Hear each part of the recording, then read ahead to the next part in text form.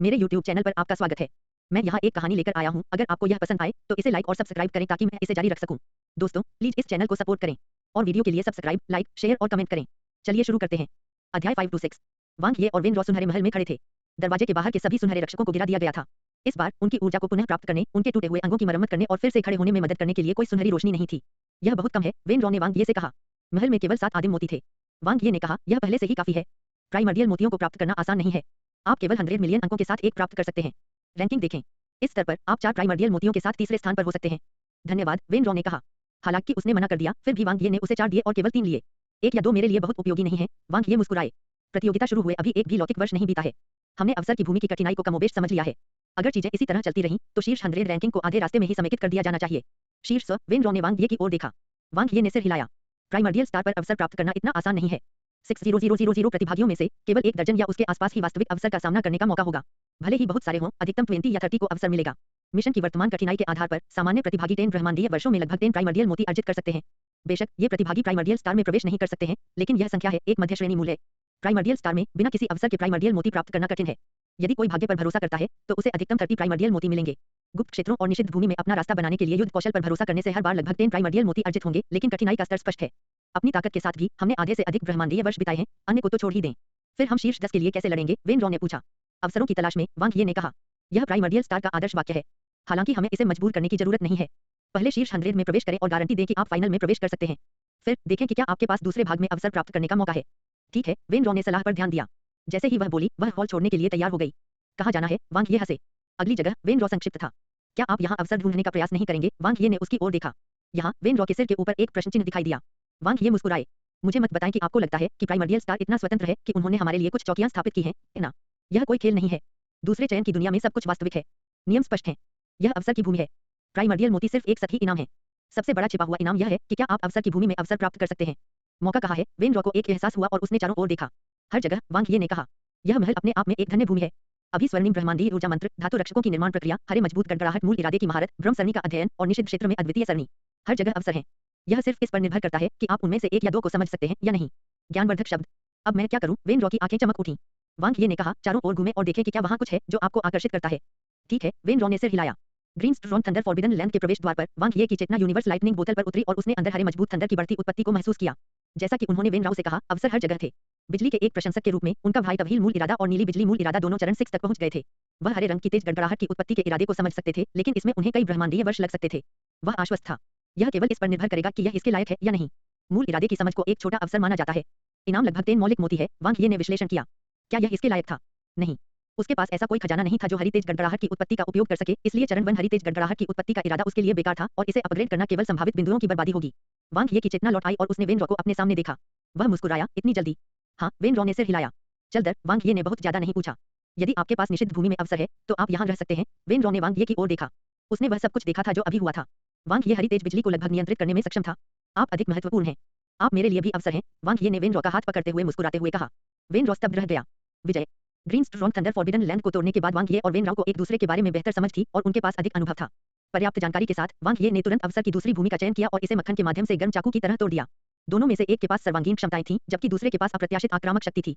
उनका कोई स्वार्थी उद्देश्य नहीं था और उनकी जोड़ी स्वर्ग में बनी थी। उनके सहयोग की दक्षता में तेजी से वृद्धि हुई। केवल 3 ब्रह्मांडीय वर्षों में उन्होंने अवसर की 5 भूमियों को पार कर लिया था। हालांकि इस अवधि के दौरान कई प्रतिस्पर्धी आगे बढ़े और उन्हें अपने लिए अवसर भी मिले। इसका मुख्य कारण यह था कि उनमें से अधिकांश ने प्रतिस्पर्धा प्रणाली को अपना लिया और नियमों को अच्छी तरह से समझ लिया। उनके पास योजनाएं और लक्ष्य थे और वे अब बिना सिर वाली मक्खियों की तरह इधर-उधर नहीं देख रहे थे। कॉस्मिक ट्रांसफर एरिया प्रतिभागियों के लिए एक सभास्थल बन गया था। हर पल जानकारी पर चर्चा करने के लिए सैकड़ों हजारों प्रतिभागी यहाँ एकत्र होते थे। ताइशु जियाओयाओ तीसरे स्थान पर है। ऐसा लगता है कि वह अपनी किस्मत आजमाने के लिए ग्रेट विश एस्ट्रल दायरे में प्रवेश करने वाले पहले बैच में से एक है। उसे एक बार में 30 प्राइमर्डियल मोती मिले। यह वांग ये को पहली बार मिले मोती से भी अधिक है। पहले कुछ प्रतिस्पर्धियों ने गुप्त उद्देश्यों के साथ वांग ये की निंदा की थी। अब उन्हें चेहरे पर थप्पड़ मारा गया है। ग्रेट विश एस्ट्रल क्षेत्र में अवसर हैं, लेकिन अन्य दिव्य निवासों की तरह केवल कुछ ही उन्हें प्राप्त कर सकते हैं। यह सही है। क्या वांग ये ने हमें बहुत पहले याद नहीं दिलाया था कि हमें उस अवसर के लिए नहीं लड़ना चाहिए जो हमारा नहीं है? कहीं और प्रयास करना बेहतर है। वे सभी तुच्छ कचरा हैं। वांग ये अपने अनुभव को साझा करने के लिए काफी दयालु थे, लेकिन क्योंकि उन्हें कोई अवसर नहीं मिला, उन्होंने उसे दोषी ठहराया। यह चरनी में कुत्तों का एक उत्कृष्ट उदाहरण है। वे गर्मागर्म चर्चा में थे। उनमें से बहुत से लोग जो अब प्रलोभन सहन नहीं कर सकते थे या ग्रेट विश एस्ट्रल दायरे की ओर जाने से पहले झिझक रहे थे। एक बार तो संयोग था, लेकिन 2 बार कोई संयोग नहीं था। वांग ये और ताइशु जियाओयाओ एक के बाद एक सफल हुए, जिससे साबित हुआ कि ग्रेट विश एस्ट्रल क्षेत्र में अवसर वास्तविक थे। शायद वे ही लाभ पाने वाले अगले व्यक्ति होंगे। 5वें ब्रह्मांडीय वर्ष में वांग ये और वेन रॉ ने ब्रह्मांडीय स्थानांतरण क्षेत्र को छोड़ दिया और गोधूली गुप्त क्षेत्र की ओर चले गए। यह उनके लिए अवसर की 8वीं भूमि थी। वेन रॉ ने कहा, हर कोई ग्रेट विश एस्ट्रल दायरे के बारे में बात कर रहा है, क्योंकि डोंगेंग वानी ने अभी अभी 50 मौलिक मोती अर्जित किए हैं। वांग ये हंसे। दूसरा पक्ष वास्तव में धैर्यवान था, 5 ब्रह्मांडीय वर्षों तक वहां रहा। क्या उसे असफलता का डर नहीं था? वेन रॉ ने कहा, the great wish astral realm अब बहुत लोकप्रिय है। कम से कम 1000 प्रतियोगी वहां रहे हैं। हाँ, वांग ये शुरू से ही यह जानते थे। उसकी जेबें लगभग भरी हुई थीं। आप बहुत अच्छे हैं। वेन रॉ ने वांग ये की ओर देखा। ग्रेट विश एस्ट्रल दायरे में बहुत सारे अवसर हैं और आप उन्हें साझा करके बहुत खुश थे। मूर्ख महिला, अवसर हर जगह समान थे। यह सिर्फ इतना था कि कई प्रतियोगी ग्रेट विश एस्ट्रल दायरे में थे, इसलिए वे 2 का सामना करने में कामयाब रहे। इससे कोई फर्क नहीं पड़ता, वांग ये ने मुस्कुराते हुए कहा। वैसे भी अवसर उनका ही है। वेन रॉ ने कहा, मुझे बस यह लग रहा है कि यह आपके लिए अनुचित है। आप ही थे जिन्होंने सबसे पहले इसकी खोज की थी, लेकिन अब डोंगेंग वानी की रैंकिंग आपसे अधिक है। अरे, वह उससे आगे नहीं निकल सका। उसके पास अभी भी 1.3 अरब अंक और बाइकांग के पास मूल मोतियों का योग था। इसके अलावा ताइशु जियाओयाओ और डोंगेंग वानी के बिना इतने सारे प्रतियोगी स्वेच्छा से ग्रेट विश एस्ट्रल दायरे में कैसे प्रवेश कर सकते थे? यह ठीक है। चलो जारी रखें, वांग ये मुस्कुराए। ठीक है। गोधूली गुप्त क्षेत्र। ची ची ची। वे 7 दिन और 7 रात तक वध करते रहे। खून नदी की तरह बह रहा था और लाशें जमीन पर बिखरी हुई थीं। यदि यह एक सामान्य व्यक्ति होता, तो वे गिर जाते, लेकिन वांग ये और वेन राओ एक दूसरे के पीछे खड़े हो गए और उन्हें संभाले रखा। फिर भी वे पहले ही अपनी सीमा तक पहुंच चुके थे। यह गुप्त क्षेत्र वास्तव में पागलपन भरा है, वांग ये ने अपना सिर हिलाया। यह युद्ध कौशल, सहनशक्ति और इच्छाशक्ति की त्रिस्तरीय परीक्षा थी। यह खतरे से भरा था। इसे अवसर की भूमि कहने के बजाय यह कब्रिस्तान, वध का कब्रिस्तान जैसा था। वांग ये और वेन राओ आगे एक काले पत्थर की कब्र की ओर चले। कब्र के पिछले हिस्से में एक टूटी हुई युद्ध कृपाण और तलवार फंसी हुई थी। वे प्राचीन थे। काले पत्थर की पट्टिका पर प्राचीन अक्षर उत्कीर्ण थे, जो टेढ़े मेढ़े और अखंडनीय थे। हालांकि गहरे भाग प्राकृतिक प्रतीत होते थे और उनमें कुछ विशेष रहस्य समाहित थे। वांग ये ने काले पत्थर की गोली को देखा। उसके मन में कुछ अस्पष्ट भावनाएं थीं, लेकिन वह उन पर अपनी उंगली नहीं रख सका। काले पत्थर की तख्ती के सामने एक मोमबत्ती थी जो कभी नहीं बुझती थी। 10 मूल मन के प्रसाद के रूप में रखे गए थे। वांग ये झुके और मौलिक मोती ले लिए। अगले ही पल काले पत्थर की गोली पर काली रोशनी की एक किरण दिखाई दी। इसमें अंतहीन हत्या का इरादा और गुस्सा था। स्टेल पर शब्द किसी योद्धा की दहाड़ की तरह तीखे और चौंकाने वाले हो गए। कब्र पर लड़ाई करीपान और तलवार हिंसक रूप से हिल गई। वांग ये का दिल तेजी से धड़कने लगा। उसने वेन राओ की ओर देखा और उसकी आंखें चमकती देखीं। ऐसा लग रहा था मानो कोई अदृश्य रेखा उसे काले पत्थर की पट्टिका से जोड़ रही हो। उसकी आभा प्रकृति के साथ प्रतिध्वनित होती थी और वह आत्मज्ञान की स्थिति में प्रवेश कर चुकी थी। उसने गहन हत्या का इरादा छोड़ा। उसकी करीपान और तलवार बज रही थी और उसकी आभा चौंकाने वाली थी।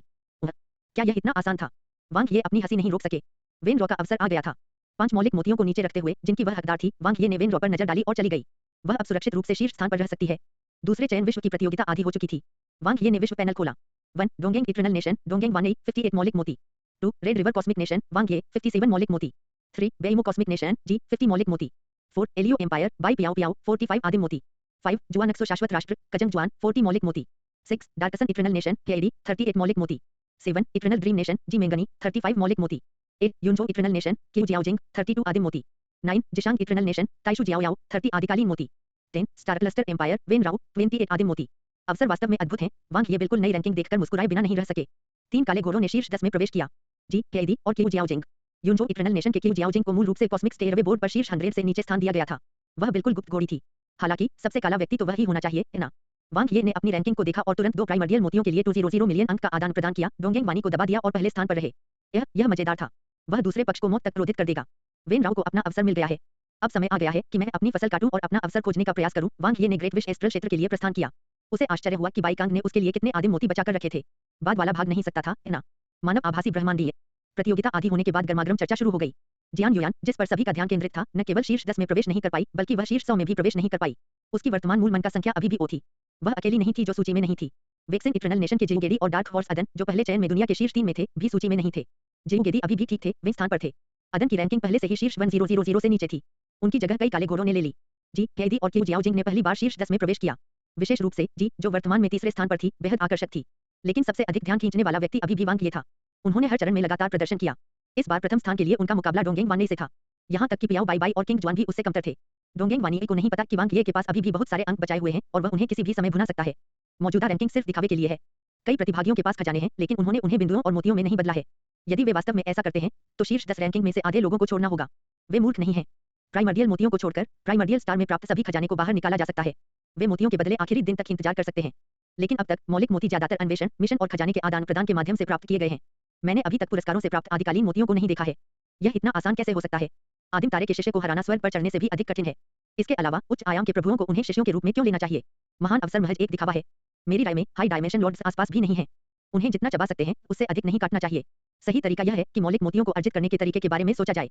जो लोग ताकतवर हैं, उन्हें अब भी तरजीह दी जाएगी। क्या ताइशु जियाओयाओ और डोंगेंग वानी ने ग्रेट विश एस्ट्रल क्षेत्र में मौलिक मोती अर्जित नहीं किए? महान कामना सूक्ष्म क्षेत्र। वर्तमान में यह प्राइमर्डियल स्टार के केंद्रीय क्षेत्र के अलावा सबसे जीवंत क्षेत्र था। वांग ये, ताइशु जियाओयाओ और डोंगेंग वानी ने लगातार वहां आदिम मोती प्राप्त किए थे, प्रत्येक पिछले से अधिक। इसने सभी का ध्यान आकर्षित किया और वे एकत्र हो गए। बाई कांग को इसकी बिल्कुल भी उम्मीद नहीं थी। शुरुआत में उन्होंने वांग ये के सुझाव को गंभीरता से नहीं लिया।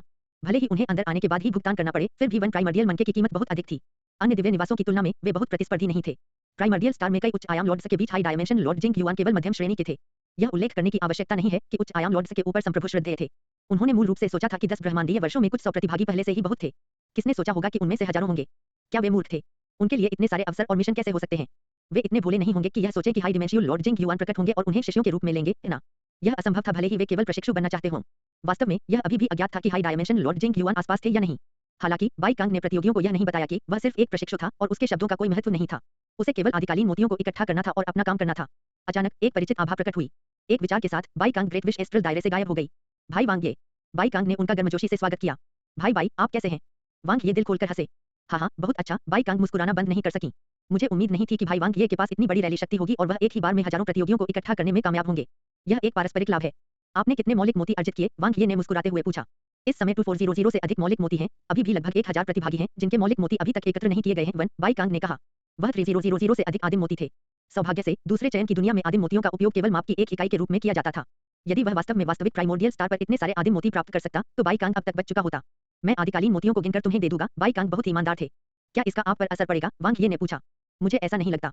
प्रतियोगिता से पहले हमें जो निर्देश मिले थे वे हमेशा की तरह कार्य करने के थे, बाई कांग ने कहा। जब तक हम जानबूझकर नियमों को नहीं तोड़ते, तब तक सब कुछ ठीक है।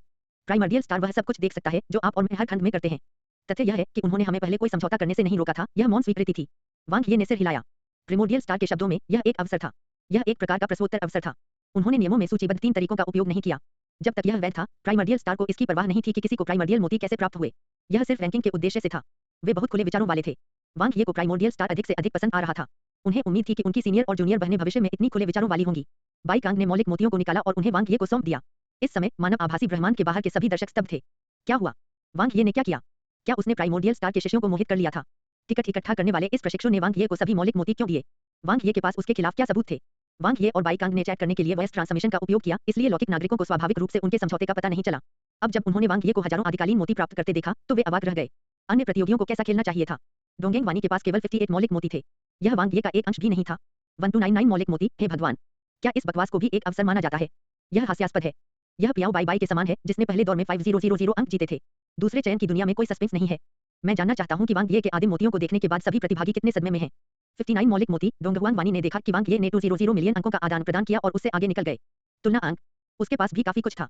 अपने 612 मिलियन अंकों को देखते हुए डोंगेंग वानी ने प्राइमर्डियल मोतियों के लिए निर्णायक रूप से 200 मिलियन अंकों का आदान प्रदान किया। एक बार फिर वांग ये को पीछे छोड़ दिया और 60 प्राइमर्डियल मोतियों के साथ पहले स्थान पर रहे। पियाओ बाई बाई से हारकर वह थोड़ा आश्वस्त नहीं थे। जियान युयान से हारकर उन्होंने हार स्वीकार कर ली। हालांकि एक छोटे से ब्रह्मांडीय राष्ट्र का एक प्रतियोगी उसके सिर पर सवार होना चाहता था। असंभव। क्या आपके पास अभी भी अंक हैं? डोंगेंग वानी ने रैंकिंग बोर्ड की ओर देखा और आत्मविश्वास से मुस्कुराया। चलो, आइए फिर से प्रतिस्पर्धा करें। आइए देखें किसके पास अधिक अंक हैं। झपट्टा मारना। रैंकिंग फिर से ताजा हो गई। वांग ये को एक बार फिर से आगे निकलते देख डोंगहुआंग वान के होंठ मुड़ गए। उसे इसकी बिल्कुल भी परवाह नहीं थी। जैसे ही वह वांग ये को सबक सिखाने के लिए अन्य 200 मिलियन अंकों का आदान प्रदान करने वाला था, उसकी मुस्कान रुक गई। वांग ये के मूल मोतियों की संख्या को देखते ही डोंगेंग वानी का मुंह लटक गया। उसका मुंह इतना चौड़ा था कि वह एक हंस के अंडे को निगल सकता था। 1299। आखिर यह नंबर क्या था? इतने सारे आदिम मोती कहां से आए? क्या वांग ये पागल था या वह पागल था? क्या वह धोखा दे रहा है? डोंगहुआंग वानिर का सिर चकरा रहा था। अंतर बहुत ज्यादा था। उसे कैसे पकड़ना चाहिए था? प्राचीन तारे के आगे अंतरिक्ष में उतार चढ़ाव आया। पियाओ बाई बाई आसानी से ग्रहों के बीच चली गई। जैसे जैसे प्रतियोगिता आगे बढ़ी, उन्होंने धीरे धीरे प्राइमर्डियल मोतियों के पोषण के लिए प्राइमर्डियल स्टार्स के नियमों को समझ लिया और उनकी दक्षता बढ़ गई। जैसे जैसे उसका अभ्यास बढ़ता गया, उसकी रैंकिंग बढ़ती गई। पहले हाफ में 45 रन, दूसरे हाफ के लिए 55 रन। कोई समस्या नहीं होनी चाहिए। पियाओ बाई बाई ने जानबूझकर किसी अवसर की तलाश नहीं की क्योंकि इसकी कोई आवश्यकता नहीं थी। प्रतियोगिता प्रथम स्थान पर रही। दूसरा चयन विश्व जीतना और फाइनल में आगे बढ़ना उनकी योजना थी। प्राइमर्डियल स्टार में अवसरों के लिए एक बार जब वह प्राइमोर्डियल स्टार में प्रवेश कर गया, तो उसके पास उन्हें खोजने के लिए काफी समय होगा। 100 से अधिक आदिम मोतियों के साथ मैं शीर्ष 3 में प्रवेश कर सकता हूं। पियाओ बाई बाई का अनुमान है। वांग ये, डोंगेंग वानी और जी मुझसे आगे हो सकते हैं, लेकिन अंतर बड़ा नहीं है। हो सकता है कि वे इतने भाग्यशाली न हों कि दूसरी छमाही में बहुत सारे प्रिमोर्डियल मोती प्राप्त कर सकें। अगर कोई प्रतिस्पर्धी नहीं है जो कुछ महान अवसर का सामना करता है, तो मैं जीतने में भी सक्षम हो सकता हूं। पियाओ बाई बाई स्तब्ध रह गई। उन्होंने प्रथम श्रेणी के वांग ये और 1299 मौलिक मोतियों की संख्या को देखा। फिर उसने जोर से अपना सिर हिलाया। वह न तो चीजें देख रहा था और न ही यह सच था। वांग ये ने पहला स्थान हासिल किया था। प्रिमोर्डियल मोतियों की चौंकाने वाली संख्या के साथ रैंकिंग का सस्पेंस दूसरे चयन विश्व के बीच में ही समाप्त हो गया। उनके सहित अन्य लोग केवल दूसरे स्थान के लिए ही लड़ सके। काफी देर के बाद पियाओ बाई बाई ने आह भरी और गंभीर अभिव्यक्ति प्रकट की। मैंने उसे कमतर आंका। एक छोटे से ब्रह्मांडीय राष्ट्र से उठकर रैंकिंग में ऊपर तक पहुंचने में सक्षम होना, यह वांग ये निश्चित रूप से असाधारण है। क्या सभी ने एक ही चयन जगत में प्रवेश किया? वांग ये वास्तव में लोगों को बाहर निकलने का रास्ता नहीं देते हैं। उनके आदिकालीन मोतियों की संख्या बेहद चौंकाने वाली है। क्या उसने आदिम मन का बैंक लूट लिया? 1299 मौलिक मोती, क्या यह बहुत हास्यास्पद नहीं है? क्या प्राइमोर्डियल स्टार को यकीन है कि उसने धोखा नहीं दिया है? मैं उसकी रिपोर्ट करना चाहता हूं। मुझे कौन बता सकता है कि विश्व पैनल पर रिपोर्ट बटन कहाँ है? जिन प्रतियोगियों ने रैंकिंग देखी वे सभी अवाक रह गए। वे सभी जानकार थे, लेकिन अब वे जो एकमात्र शब्द कहना चाहते थे वह था "कर"। वे तो केवल शाप देना चाहते थे। मूल मोतियों की संख्या जो मूल रूप से 2 अंकों में थी, अचानक 4 अंकों में बदल गई। वे कैसे जारी रख सकते थे? हर कोई दूसरे हाफ में कड़ी मेहनत करने की योजना बना रहा था। बकवास! एक झटके से सब कुछ खत्म हो गया। ग्रेट विश एस्ट्रल दायरे में वांग ये और बाई कांग का लेनदेन समाप्त हो गया। प्रतियोगिता समाप्त होने से पहले मैं आपको शेष आदिम मोती दे दूंगी, बाई कांग ने कहा। धन्यवाद भाई बाई। प्राइमर्डियल स्टार में प्रवेश करने के बाद मैं आपके लिए हर चीज की व्यवस्था करना सुनिश्चित करूंगा, वांग ये ने मुस्कुराते हुए कहा। तो मैं आपको पहले से ही धन्यवाद दूंगा, बाई कांग मुस्कुराई। ठीक है, भाई बाई, मेरा एक और प्रश्न है। वांग ये ने एक ध्वनि प्रसारण भेजा। बाई कांग उत्सुक थी। यदि मैं किसी अन्य प्रतियोगी द्वारा प्राप्त खजाने को आदिम मोतियों के साथ खरीदूं तो क्या अंत में खजाना मेरा माना जाएगा? वांग ये ने एक ध्वनि प्रसारण भेजा। बिल्कुल। खजाना भाग्य का है, बाई कांग ने मुस्कुराते हुए कहा। यदि यह आपके हाथों में समाप्त हो जाता है, तो आप भाग्य के पात्र हैं। यह तो अच्छा है, वांग ये खुशी से मुस्कुराए। वैसे, क्या आप खजानों की अनुमानित विनिमय कीमत जानते हैं? उदाहरण के लिए, सर्वोच्च श्रेणी के ब्रह्मांडीय सर्वोच्च खजाने, जीवन खजाने, दुर्लभ खजाने, इत्यादि। हावन बाई कांग ने एक और ध्वनि प्रसारण भेजा। दोनों साजिश का एक नया दौर शुरू कर रहे थे, तभी अचानक ग्रेट विश एस्ट्रल रियलम का क्षेत्र सुरक्षा एरे ऊपर आ गया। 9 तलों से प्रकाश अपवर्तित हुआ और अनंत तारों वाले ब्रह्मांड पर केंद्रित हो गया, जो ब्रह्मांड के शिखर जैसा प्रतीत होता था। तारों का प्रकाश एकत्र हुआ और चमक उठा। ग्रेट विश एस्ट्रल क्षेत्र में भारी मात्रा में ऊर्जा व्याप्त है। सभी प्रतियोगी इस परिवर्तन को आश्चर्य से देख रहे थे। इस समय सूक्ष्म क्षेत्र के सभी अमर और शाश्वत जीवन रूपों ने अपना सम्मान दिखाते हुए अपना सिर झुकाया। एक-एक करके प्राइमर्डियल स्टार शिष्य बाई कांग सहित सम्मानपूर्वक एक घुटने पर बैठे। अंगूठी, अंगूठी, अंगूठी, घंटी की मधुर ध्वनि, स्पष्ट धुन और सुंदर गायन के साथ आकाश में गूंज उठी। सफेद दिव्य पोशाक और हरे शॉल में एक खूबसूरत महिला समय की नदी और स्थानिक आयाम को पार करके दूर से आई। असीम जीवन शक्ति और एक चौंकाने वाली शक्तिशाली आभा ने ग्रेट विश एस्ट्रल क्षेत्र को कवर किया। हाई डायमेंशन लॉर्ड जिंग युआन अवतरित हुए थे। उच्च आयाम वाले भगवान अवतरित हुए थे। मानव आभासी ब्रह्मांड में युद्ध देख रहे ब्रह्मांडीय नागरिक सभी स्तब्ध थे। एक महान हस्ती जो पहुंच से बाहर थी, बिना किसी चेतावनी के उनके सामने आ गई थी। जो लोग अभी तक यह कह रहे थे कि प्राइमर्डियल स्टार का महान अवसर एक दिखावा था, वे अब शर्मिंदा थे। ग्रेट विश एस्ट्रल रियलम के सभी प्रतियोगी दंग रह गए। उनके सिर चकरा रहे थे और उन्हें समझ नहीं आ रहा था कि क्या प्रतिक्रिया दें। यह सचमुच एक बड़ा शॉट था जो एक क्षेत्र पर हावी हो सकता था। एक अवसर। यह उनका अवसर था। सभी प्रतिभागियों के दिल जोरों से धड़क रहे थे और उनकी आंखें चमक रही थीं। एक गरिमामय उच्च आयाम वाला भगवान स्वाभाविक रूप से बिना किसी कारण के अवतरित नहीं होगा। किसी ने उसकी मान्यता प्राप्त कर ली होगी, कुछ शर्तें पूरी कर ली होंगी या कोई महत्वपूर्ण मिशन पूरा कर लिया होगा। डोंगेंग वानी और ताइशु जियाओयाओ सबसे अधिक उत्साहित थे। दोनों ग्रेट विश एस्ट्रल दायरे में पूरे 5 साल तक रहे थे। हालांकि विधियां अलग-अलग थीं, फिर भी उन दोनों ने यहाँ बहुत सारे आदिम मोती प्राप्त किए। विशेष रूप से डोंगहुआंग वानी ने एक विशेष मिशन भी पूरा किया था और 50 मौलिक मोती प्राप्त किए थे। यह सर्वोच्च मौलिक मन का पुरस्कार वाला मिशन था। यह मैं ही होना चाहिए, डोंगेंग वानी ने मन ही मन सोचा और अपना संयम बनाए रखते हुए अपना सिर थोड़ा ऊपर उठाते हुए मुस्कुराया। डोंगहेंग सम्राट के बेटे और पूर्व शिखर शाश्वत स्तर के विशेषज्ञ के रूप में उन्होंने स्वाभाविक रूप से दुनिया को देखा था। हालांकि वह एक संप्रभु पूज्य का शिष्य बनना चाहता था, एक उच्च आयाम वाला भगवान भी एक अच्छा विकल्प था।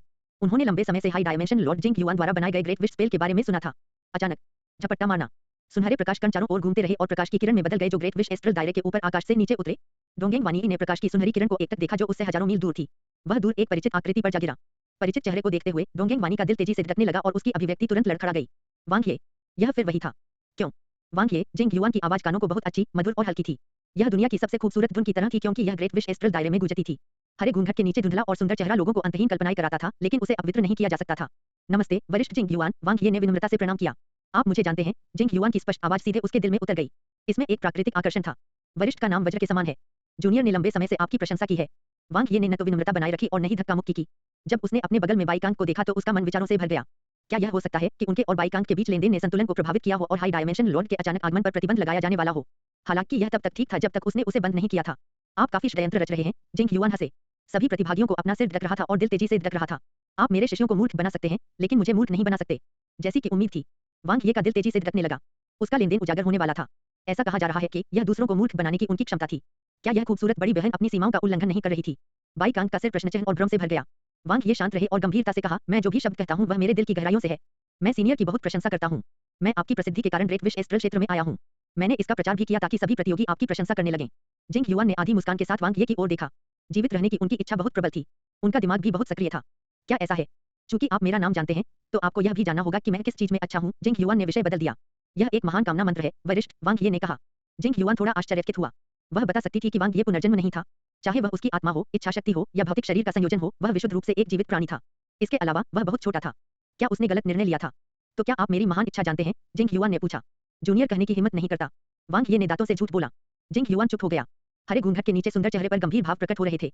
फिर वह अचानक मुस्कुरा दी जैसे सैकड़ों फूल खिल रहे हों। यहाँ तक कि हरे घूंघट के माध्यम से भी यह लोगों को उसके प्रति आकर्षित कर सकता है। हम नियति हैं। क्या आप मेरे ग्रेट विश एस्ट्रल रियलम के शुरुआती शिष्य बनने के इच्छुक हैं? जिंग युआन की आवाज गूंज उठी। ग्रेट विश एस्ट्रल दायरे के सभी प्रतियोगी न केवल हांफने लगे और वांग ये को आश्चर्य और ईर्ष्या से देखने लगे, बल्कि मानव आभासी ब्रह्मांड में ब्रह्मांडीय नागरिक और भी अधिक अराजक थे। एक प्रस्ताव। एक उच्च आयाम वाले भगवान ने वास्तव में एक प्रतियोगी को शिष्य के रूप में लेने की पेशकश की। प्राइमोर्डियल स्टार झूठ नहीं बोल रहा था। जब तक किसी के पास अवसर होता, प्राइमोर्डियल स्टार उसे स्वीकार कर लेता, चाहे वह कोई भी हो। हाई डायमेंशन लॉर्ड ने एक हाई प्रोफाइल उपस्थिति दर्ज की और सार्वजनिक रूप से एक प्रतियोगी को शिष्य के रूप में लेने की पेशकश की। यह वांग ये के लिए बहुत अच्छा अवसर था। आपके दयालु इरादों के लिए धन्यवाद, लेकिन मुझे उम्मीद है कि नई दुनिया में मेरा अनुभव समाप्त होने के बाद मैं कोई निर्णय लूंगा। मैं आशा करता हूं कि तुम मुझे माफ कर दोगे। कुछ विचार के बाद वांग ये ने विनम्रता से मना कर दिया। गुरु को स्वीकार करना बहुत महत्वपूर्ण था। प्राइमोर्डियल स्टार में शामिल होने वाले नवागंतुक प्रिमोर्डियल स्टार में रहने, प्रशिक्षण लेने और जीवन के अनुकूल ढलने के लिए न्यूबॉर्न फेट वर्ल्ड में प्रवेश करेंगे। इस अवधि के दौरान वे अपने भविष्य की दिशा निर्धारित करने के लिए खेती करने और समझने के लिए विभिन्न संप्रभु आदरणीय और उच्च आयाम लॉर्ड्स के दिव्य निवासों और धन्य भूमि पर जा सकते थे। वह सही शिक्षक चुन पाएगा या नहीं, यह प्राइमोर्डियल स्टार में उसके भविष्य का निर्धारण करेगा। जहां तक वह जानता था, सीनियर जिंग युआन हाई डायमेंशन लॉर्ड्स के बीच केवल मध्यम श्रेणी का था। इसके अलावा N0.4 उससे कुछ भयभीत था। शायद कुछ और ही चल रहा था। सबसे महत्वपूर्ण बात यह है कि वरिष्ठ जिंग युआन ने उन्हें जो पेशकश की थी वह केवल शुरुआती शिष्य का दर्जा था। प्राइमर्डियल स्टार शिष्यों के लिए 5 स्तर थे। विद्यार्थी, व्यक्तिगत शिष्य, आंतरिक संप्रदाय के शिष्य, शुरुआती शिष्य और प्रशिक्षु। उच्च से निम्न तक यह न केवल शिक्षक द्वारा अपने शिष्य के मूल्यांकन का प्रतिनिधित्व करता है, बल्कि महत्व और पोषण की डिग्री का भी प्रतिनिधित्व करता है। हालांकि लंबे समय तक शिष्य रहने और सुधार होने के बाद किसी की स्थिति में वृद्धि होगी, प्रारंभिक स्थिति अभी भी काफी महत्वपूर्ण थी। शुरुआत में किसी को महत्व दिया गया था या नहीं, यह निर्धारित करेगा कि कोई निचले आयाम से उच्च आयाम तक पुनर्जन्म की दहलीज को पार करने में सफल होगा या नहीं। वह बहुत सोच विचार कर अपना चुनाव करना चाहता था। यह एक रोलर कोस्टर की सवारी करने जैसा था। हर कोई अवाक रह गया। यह क्या था? क्या उन्होंने एक उच्च आयाम वाले भगवान के शिष्य के रूप में लेने के प्रस्ताव को अस्वीकार कर दिया था? वांग ये क्या सोच रहा था? यह एक प्रसिद्ध उच्च आयाम भगवान था। वह तो एक छोटे से लौकिक राष्ट्र का प्रतियोगी था। वह ऐसा साहस कैसे कर सकता था? वह एक महान अवसर भी नहीं चाहता था जो उसे दिया गया था। ये तो पागलपन था। वांग ये सचमुच पागल हो गया था। प्रतियोगियों ने वांग ये को ऐसे देखा जैसे वह कोई पागल हो। दूसरी ओर हाई डायमेंशन लॉर्ड जिंग युआन अप्रसन्न नहीं थे। इसके बजाय उसने वांग ये की ओर देखा और मुस्कुराई। बुरा नहीं है, आप वास्तव में चतुर हैं। 1000 मौलिक मोती गलत व्यक्ति को नहीं दिए गए। चूंकि यह मामला है, मैं आपको मजबूर नहीं करूंगा। अगर भाग्य ने अनुमति दी तो हम फिर मिलेंगे। उसकी आवाज इत्मीनान से गिर गई, जिसमें एक उच्च आयाम वाले भगवान का असर दिख रहा था। वांग ये के शरीर से तारों की रोशनी वापस ले ली गई और एक मधुर धुन के साथ स्पष्ट गायन एक बार फिर ग्रेट विश एस्ट्रल दायरे के ऊपर आकाश में सुनाई देने लगा। प्राइमर्डियल स्टार शिष्यों और प्रतिस्पर्धियों की पूजा के बीच हाई डायमेंशन लॉर्ड जिंग युआन चले गए। कुछ ही देर में हर कोई हैरान रह गया। ताइशी star network, red river cosmic nation के 13 शाही परिवार स्तब्ध रह गए। वांग ये हाई डायमेंशन लॉर्ड के जहाज पर चढ़ने से बस एक छोटा कदम दूर था। उसका भविष्य उज्जवल था। उस समय रेड रिवर कॉस्मिक नेशन को भी उससे लाभ होगा और असाधारण सफलता प्राप्त होगी। फिर भी उसने मना कर दिया। एक उच्च आयाम वाले भगवान की भर्ती का सामना करते हुए उन्होंने इसके बारे में केवल 13 सेकंड के लिए सोचा। फिर उन्होंने बिना पलक झपकाए कुछ ऐसा कहा जिससे उनका दिल टूट गया। 13 शाही परिवार मौके पर ही लगभग बेहोश हो गए। क्या वह जानता था कि भले ही वह 7 सर्वोच्च मानव गुटों में शामिल हो जाए, लेकिन वह उच्च आयाम वाले भगवान का शिष्य नहीं बन पाएगा। वे रो पड़े। हालांकि 13 शाही परिवार केवल अपनी कड़वाहट को निगल सकते थे, क्योंकि वांग ये अब उनके पूर्वज के समान थे। उसने जो भी किया सही किया। यदि वह गलत था तो पिछले वाक्य को देखें। मानव आभासी ब्रह्मांड में ब्रह्मांडीय नागरिकों की वांग ये के बारे में अलग अलग राय थी। कुछ ने उसके लिए आहें भरी, जबकि अन्य ने उसके इतने शांत और संयमित रहने के लिए उसकी प्रशंसा की। हालांकि यदि कोई इसे समझ नहीं पाता है तो अवसर खो जाता है। हाई डायमेंशन लॉर्ड जिंग युआन के स्वर से उसने इस वजह से वांग ये को अस्वीकार नहीं किया। इसके बजाय उसने उसे पुनर्विचार करने का मौका दिया है। प्राइमोर्डियल स्टार के उच्च आयाम वाले लॉर्ड्स वास्तव में सुसंस्कृत हैं। ऐसा इसलिए है क्योंकि आप महिलाओं को नहीं समझते हैं, खासकर इस तरह की उच्च और शक्तिशाली महिला जो चाहती है उसे प्राप्त कर सकती है। जितना अधिक आप उसे अस्वीकार करते हैं, उतना अधिक वह आपको चाहती है। जितना अधिक वह इसे प्राप्त नहीं कर पाती, उतना अधिक वह इसे चाहती है। वांग ये पीछे हटकर एक बड़ी मछली पकड़ने की कोशिश कर रहा है। बकवास। वांग ये उस तरह का व्यक्ति कैसे हो सकता है? वह बस इसके बारे में फिर से सोचना चाहता है और देखना चाहता है कि क्या कोई बेहतर विकल्प है। मास्टर लेना इतनी सरल बात कैसे हो सकती है? यह आपके जीवन की एक प्रमुख घटना है। मुझे भी लगता है कि वांग ये ने सही काम किया। अपने मूल मोतियों की वर्तमान संख्या के साथ, भले ही उसे प्रशिक्षुता पुरस्कार न मिले, वह पहले से ही पहले स्थान पर है और फाइनल में प्रवेश करेगा। वह 7 सर्वोच्च मानवीय गुटों में से किसी एक को चुन सकता है। इतनी जल्दबाजी में निर्णय लेने की कोई जरूरत नहीं है। महान कामना सूक्ष्म क्षेत्र। मुझे उम्मीद नहीं थी कि लॉर्ड जिंग युआन वास्तव में यहाँ होंगे। बाई कांग ने बुदबुदाया। एक उच्च आयाम वाला भगवान इतना स्वतंत्र कैसे हो सकता है? वांग ये ने मुस्कुराते हुए कहा, यह शायद इसलिए है क्योंकि मैंने जो प्राइमर्डियल मोतियों की संख्या प्राप्त की, उसने प्राइमर्डियल स्टार द्वारा निर्धारित संख्या को ट्रिगर किया। यही कारण है कि हाई डायमेंशन लॉर्ड जिंग युआन अवतरित हुए। आपका मतलब है 1000 आदिकालीन मोती? बाई कांग मूर्ख नहीं थी। वांग ये ने सिर हिलाया। लेकिन जैसा कि आपने कहा, प्राइमर्डियल स्टार वह सब कुछ जानता है जो हम करते हैं। बाई कांग को अचानक कुछ याद आया। ओह ठीक है, लॉर्ड जिंग युआन ने ऐसा क्यों कहा कि तुमने मुझे धोखा दिया है? उसने ऐसा नहीं कहा। वांग ये स्तब्ध रह गए। उसने किया। उसने कहा कि तुम मेरे शिष्यों को मूर्ख बना सकते हो, लेकिन तुम उसे मूर्ख नहीं बना सकते। बाई कांग ने सीधे वांग ये की ओर देखा। वांग ये हंसे और बाई कांग के कंधे को थपथपाया। वह अन्य शुरुआती शिष्यों के बारे में बात कर रही है। भाई, यह मत भूलो कि तुम सिर्फ एक प्रशिक्षु हो। आप शिष्य बनने से बहुत दूर हैं। बाई कांग कुछ देर के लिए स्तब्ध रह गई। उन्होंने वांग ये द्वारा कही गई बात के बारे में सोचा और फूट फूट कर मुस्कुराए। आपका सच थोड़ा दुख है, भाई वांग ये। आप और मैं भाई हैं, इसलिए मैं सीधा साधा हूँ। जब मैं प्राइमर्डियल स्टार में प्रवेश करूंगा तो हम एक साथ बढ़ेंगे, वांग ये ने कहा। हम खुशी और दुर्भाग्य साझा करेंगे। ठीक है, बाई कांग की आंखें चमक उठी। भाई वांग ये की क्षमता शब्दों से परे थी। यह बिल्कुल सही था कि वह एक पुनर्जन्मकर्ता के रूप में इतना आश्वस्त था। उनमें से कितने प्रतिभागी जिन्होंने कभी दुनिया नहीं देखी थी, लॉर्ड जिंग युआन की भर्ती से इनकार कर सकते थे? वह नौसिखिया शिष्य की स्थिति थी। अगर वो होता तो पहले ही मान जाता। वांग ये को देखकर बाई कांग प्रशंसा और प्रत्याशा से भर गई। हालांकि वांग ये की वर्तमान ताकत अभी भी कम थी, वह निश्चित रूप से भविष्य में प्रिमोर्डियल स्टार में उसे बहुत सफलता दिलाने में सक्षम होंगे। आपकी अगली योजना क्या है, भाई वांग ये? बाई कांग ने पूछा। अवसरों की तलाश करने के लिए, वांग ये ने संक्षेप में कहा। हम। बाई कांग को बिल्कुल समझ नहीं आया। कहा, मैं अभी तक नहीं जानता। वांग ये ने तारे के कोर में जेड नक्काशी वाली प्रकाश गेंद के सूक्ष्म उतार चढ़ाव को महसूस किया और उसकी आंखें चमक उठीं। लेकिन मेरा मानना है कि प्राइमोर्डियल स्टार में मेरे अपने अवसर मेरा इंतजार कर रहे हैं। मुठभेड़ के अवसर। ब्रह्मांड के अन्य भागों में वह केवल आनंद लेना चाहता था, लेकिन प्राइमर्डियल स्टार में वह वास्तव में अवसरों की तलाश में था, खासकर अब जब प्राइमर्डियल स्टार क्षेत्र में विभिन्न ग्रहों के बीच की दूरी बहुत कम हो गई थी। हकीकत में यह असंभव था। प्राइमोर्डियल स्टार में शामिल होने के बाद भी वांग ये को विभिन्न ग्रहों के चारों ओर यात्रा करनी होगी जिसमें बहुत समय और ऊर्जा खर्च होगी, खासकर स्थानिक टेलीपोर्टेशन को समझने से पहले। लेकिन अब एक अवसर था। 1299 मौलिक मोती प्राप्त करने और प्रथम स्थान हासिल करने के बाद वह परिणामों की परवाह किए बिना शेष 5 ब्रह्मांडीय वर्षों में अवसरों की तलाश में अपना सारा समय व्यतीत कर सकता था। यदि उसने इसे पाया तो यह भाग्य था। यदि उसने ऐसा नहीं किया तो भी कोई बात नहीं। किसी भी स्थिति में बाई कांग उसे ग्रेट विश एस्ट्रल दायरे से पुरस्कार दिलाना जारी रखेगा। हाई डायमेंशन लॉर्ड जिंग युआन की उपस्थिति और उन्हें अपने शिष्य के रूप में लेने की उनकी पेशकश जल्द ही प्रतिभागियों के बीच फैल जाएगी, जिससे ग्रेट विश एस्ट्रल दायरे में आने वाले प्रतियोगियों की संख्या नई ऊंचाइयों पर पहुंच जाएगी और इसके अगले चरमोत्कर्ष का स्वागत करेगी। आखिरकार यह एक प्रत्यक्ष अवसर था। कितने लोग उच्च आयाम वाले भगवान द्वारा शिष्य के रूप में लिए जाने के प्रलोभन का विरोध कर सकते हैं? भले ही 10 लाख में से केवल एक ही मौका हो, फिर भी वे इसे आजमाना चाहेंगे, विशेषकर दूसरे चयन विश्व के अंत से पहले अंतिम वर्ष में। जो प्रतियोगी शीर्ष पर प्रवेश नहीं कर सके वे भी आगे आ जाएंगे। उसी समय ब्रह्मांडीय स्थानांतरण क्षेत्र में एक खबर फैल गई। वांग ये दूसरे चयन विश्व के अंतिम 3 दिनों में कॉस्मिक ट्रांसफर क्षेत्र में लौट आएंगे। वह प्रतियोगियों के हाथों में मौलिक मोतियों वाले खजाने को मूल कीमत से अधिक कीमत पर खरीदेगा। वास्तव में क्या व्यापार संभव है? क्या ऐसा किया जा सकता है? यदि यह नियमों में नहीं लिखा है तो ठीक होना चाहिए। जैसा कि नियम बताते हैं, प्रतिभागियों को एक दूसरे को अंक और प्राइमर्डियल मोती देने की अनुमति नहीं है। दरअसल बहुत से लोग अपना खजाना नहीं बेचेंगे। केवल मूर्ख ही खजाना बेचेंगे यदि वे शीर्ष पर भी प्रवेश नहीं कर सकते। भले ही हम प्राइमर्डियल स्टार में शामिल नहीं हो सकते, फिर भी हम खजाने को बेचना नहीं चाहेंगे। हम देखेंगे। यदि वांग ये ऊंची कीमत की पेशकश करते हैं, तब भी ऐसे प्रतियोगी होंगे जो कुछ सामान्य खजाने छोड़ने को तैयार होंगे। क्या उन्हें बेचने या न बेचने पर अंतिम फैसला था? वांग ये अकेले ही ग्रहों के बीच दौड़ते रहे। यह बाजार की आपूर्ति और मांग पर निर्भर था। जाहिर है यह अब खरीदार का बाजार था। उसे बहुत बड़ा फायदा हुआ। वह कुछ देर के लिए टिप्पणियों को उड़ने देता। उन्हें केवल समाचार फैलाने और इसे प्रतिभागियों के बीच फैलने देना था। स्पेक्टर द्वीप की ओर से कोई प्रतिक्रिया नहीं आई है। वांग ये एक पैटर्न खोजने की कोशिश में लगातार जांच करते हुए दिव्य निवासों के बीच घूमते रहे। जब उन्होंने पहली बार ग्रेट विश एस्ट्रल दायरे में प्रवेश किया तो उनकी चेतना सहज रूप से सावधान हो गई थी। इससे उन्हें पूरा यकीन हो गया कि प्राइमोर्डियल स्टार के प्रति उनकी प्रतिक्रिया है। हालांकि लगातार कई दिव्य निवासों में प्रवेश करने के बाद कुछ भी अजीब नहीं था। उन्हें और भी अधिक संदेह था कि N0.4 और हाई डायमेंशन लॉर्ड जिंग युआन में कुछ अर्थनीय रहस्य हो सकता है। लीची गार्डन पैलेस के बारे में भी कुछ खास नहीं है। वांग ये जल्दी से चले गए। हालांकि दिव्य निवास अलग अलग थे, उनमें एक बात समान थी, पैसा उनके दरवाजे खोल सकता था।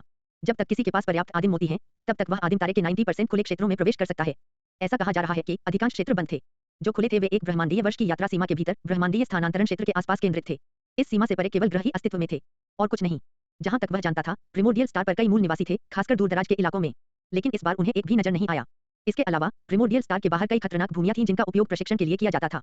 यहाँ तक कि कई राक्षस और शैतान भी थे जिन्हें कैद में पाला गया था। साथ ही साथ ब्रह्मांडीय जानवरों को भी पाला गया था, लेकिन उनमें से किसी को भी नहीं देखा गया था। 2 ब्रह्मांडीय वर्षों की खोज के बाद वांग ये स्थिति के बारे में कमोबेश स्पष्ट थे। यह सामान्य था। ऐसी प्रतियोगिता के लिए बहुत सारे क्षेत्रों को खोलना बर्बादी होगी जो केवल 10 ब्रह्मांडीय वर्षों तक चलेगी। यह पहले से ही बहुत अच्छा था अगर कोई अकेले केंद्रीय क्षेत्र के 10% का पता लगा सके और अवसर ढूंढ सके। अवसर निश्चित रूप से सभी क्षेत्रों में मौजूद हैं। वांग ये बहुत स्पष्ट थे। ग्रहों पर अवसर और छिपे हुए खजाने अवश्य होंगे, लेकिन उन्हें प्राप्त करना इतना आसान नहीं था। वांग ये ने खजाना शिकार की वंशावली का उपयोग किया। कोई प्रतिक्रिया नहीं हुई। आशा के अनुसार सबसे अधिक अवसरों वाले स्थान के रूप में यदि प्राइमर्डियल स्टार के खजाने इतनी आसानी से पाए जाते तो वे बहुत पहले ही खाली हो गए होते। यहाँ खजाना प्राप्त करने के लिए केवल एक ही शब्द लागू होता है, भाग्य। मैं लगभग 10 और ब्रह्मांडीय दिनों में प्राचीन तारे तक पहुंच जाऊंगा। वांग ये ने अपनी चेतना को तारे के केंद्र पर केंद्रित किया। LTL जेड नक्काशी वाली हल्की गेंद ने कभी प्रतिक्रिया नहीं की, लेकिन वह जल्दी में नहीं था। किसी भी तरह यह सिर्फ एक प्रयास था। भले ही उसे अंत में कुछ भी न मिले, यह कोई हानि नहीं होगी। वह बस कॉस्मिक ट्रांसफर एरिया में वापस जाएगा और मोटी भेड़ से लाभ कमाने का तरीका सोचेगा। यदि उसे वास्तव में कुछ मिल गया तो वह बहुत बड़ा लाभ कमाएगा।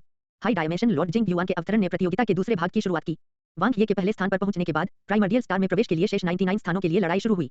प्रतियोगिता के पहले भाग में नियमों से परिचित होने और अवसरों की तलाश करने के बाद कई प्रतिभागियों ने पत्थरों पर नक्काशी करने वाले राजमिस्त्री की तरह धैर्यपूर्वक काम किया और अपनी अनुकूलता और सफलता का स्वागत किया। तलवार दफन चट्टान।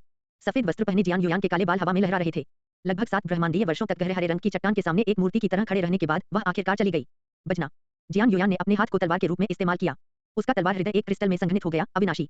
उसकी आंखों में तेज तलवार का इरादा दिखाई दिया और उसकी तलवार का दिल तलवार की चट्टान पर एक हरे रंग की आकृति में बदल गया। उसकी जेड जैसी उंगलियां हिल गईं और तलवार की ऊर्जा अत्यधिक सटीकता के साथ चट्टान के पत्थर पर बिखरे हुए अनियमित तलवार के निशानों पर उतरी।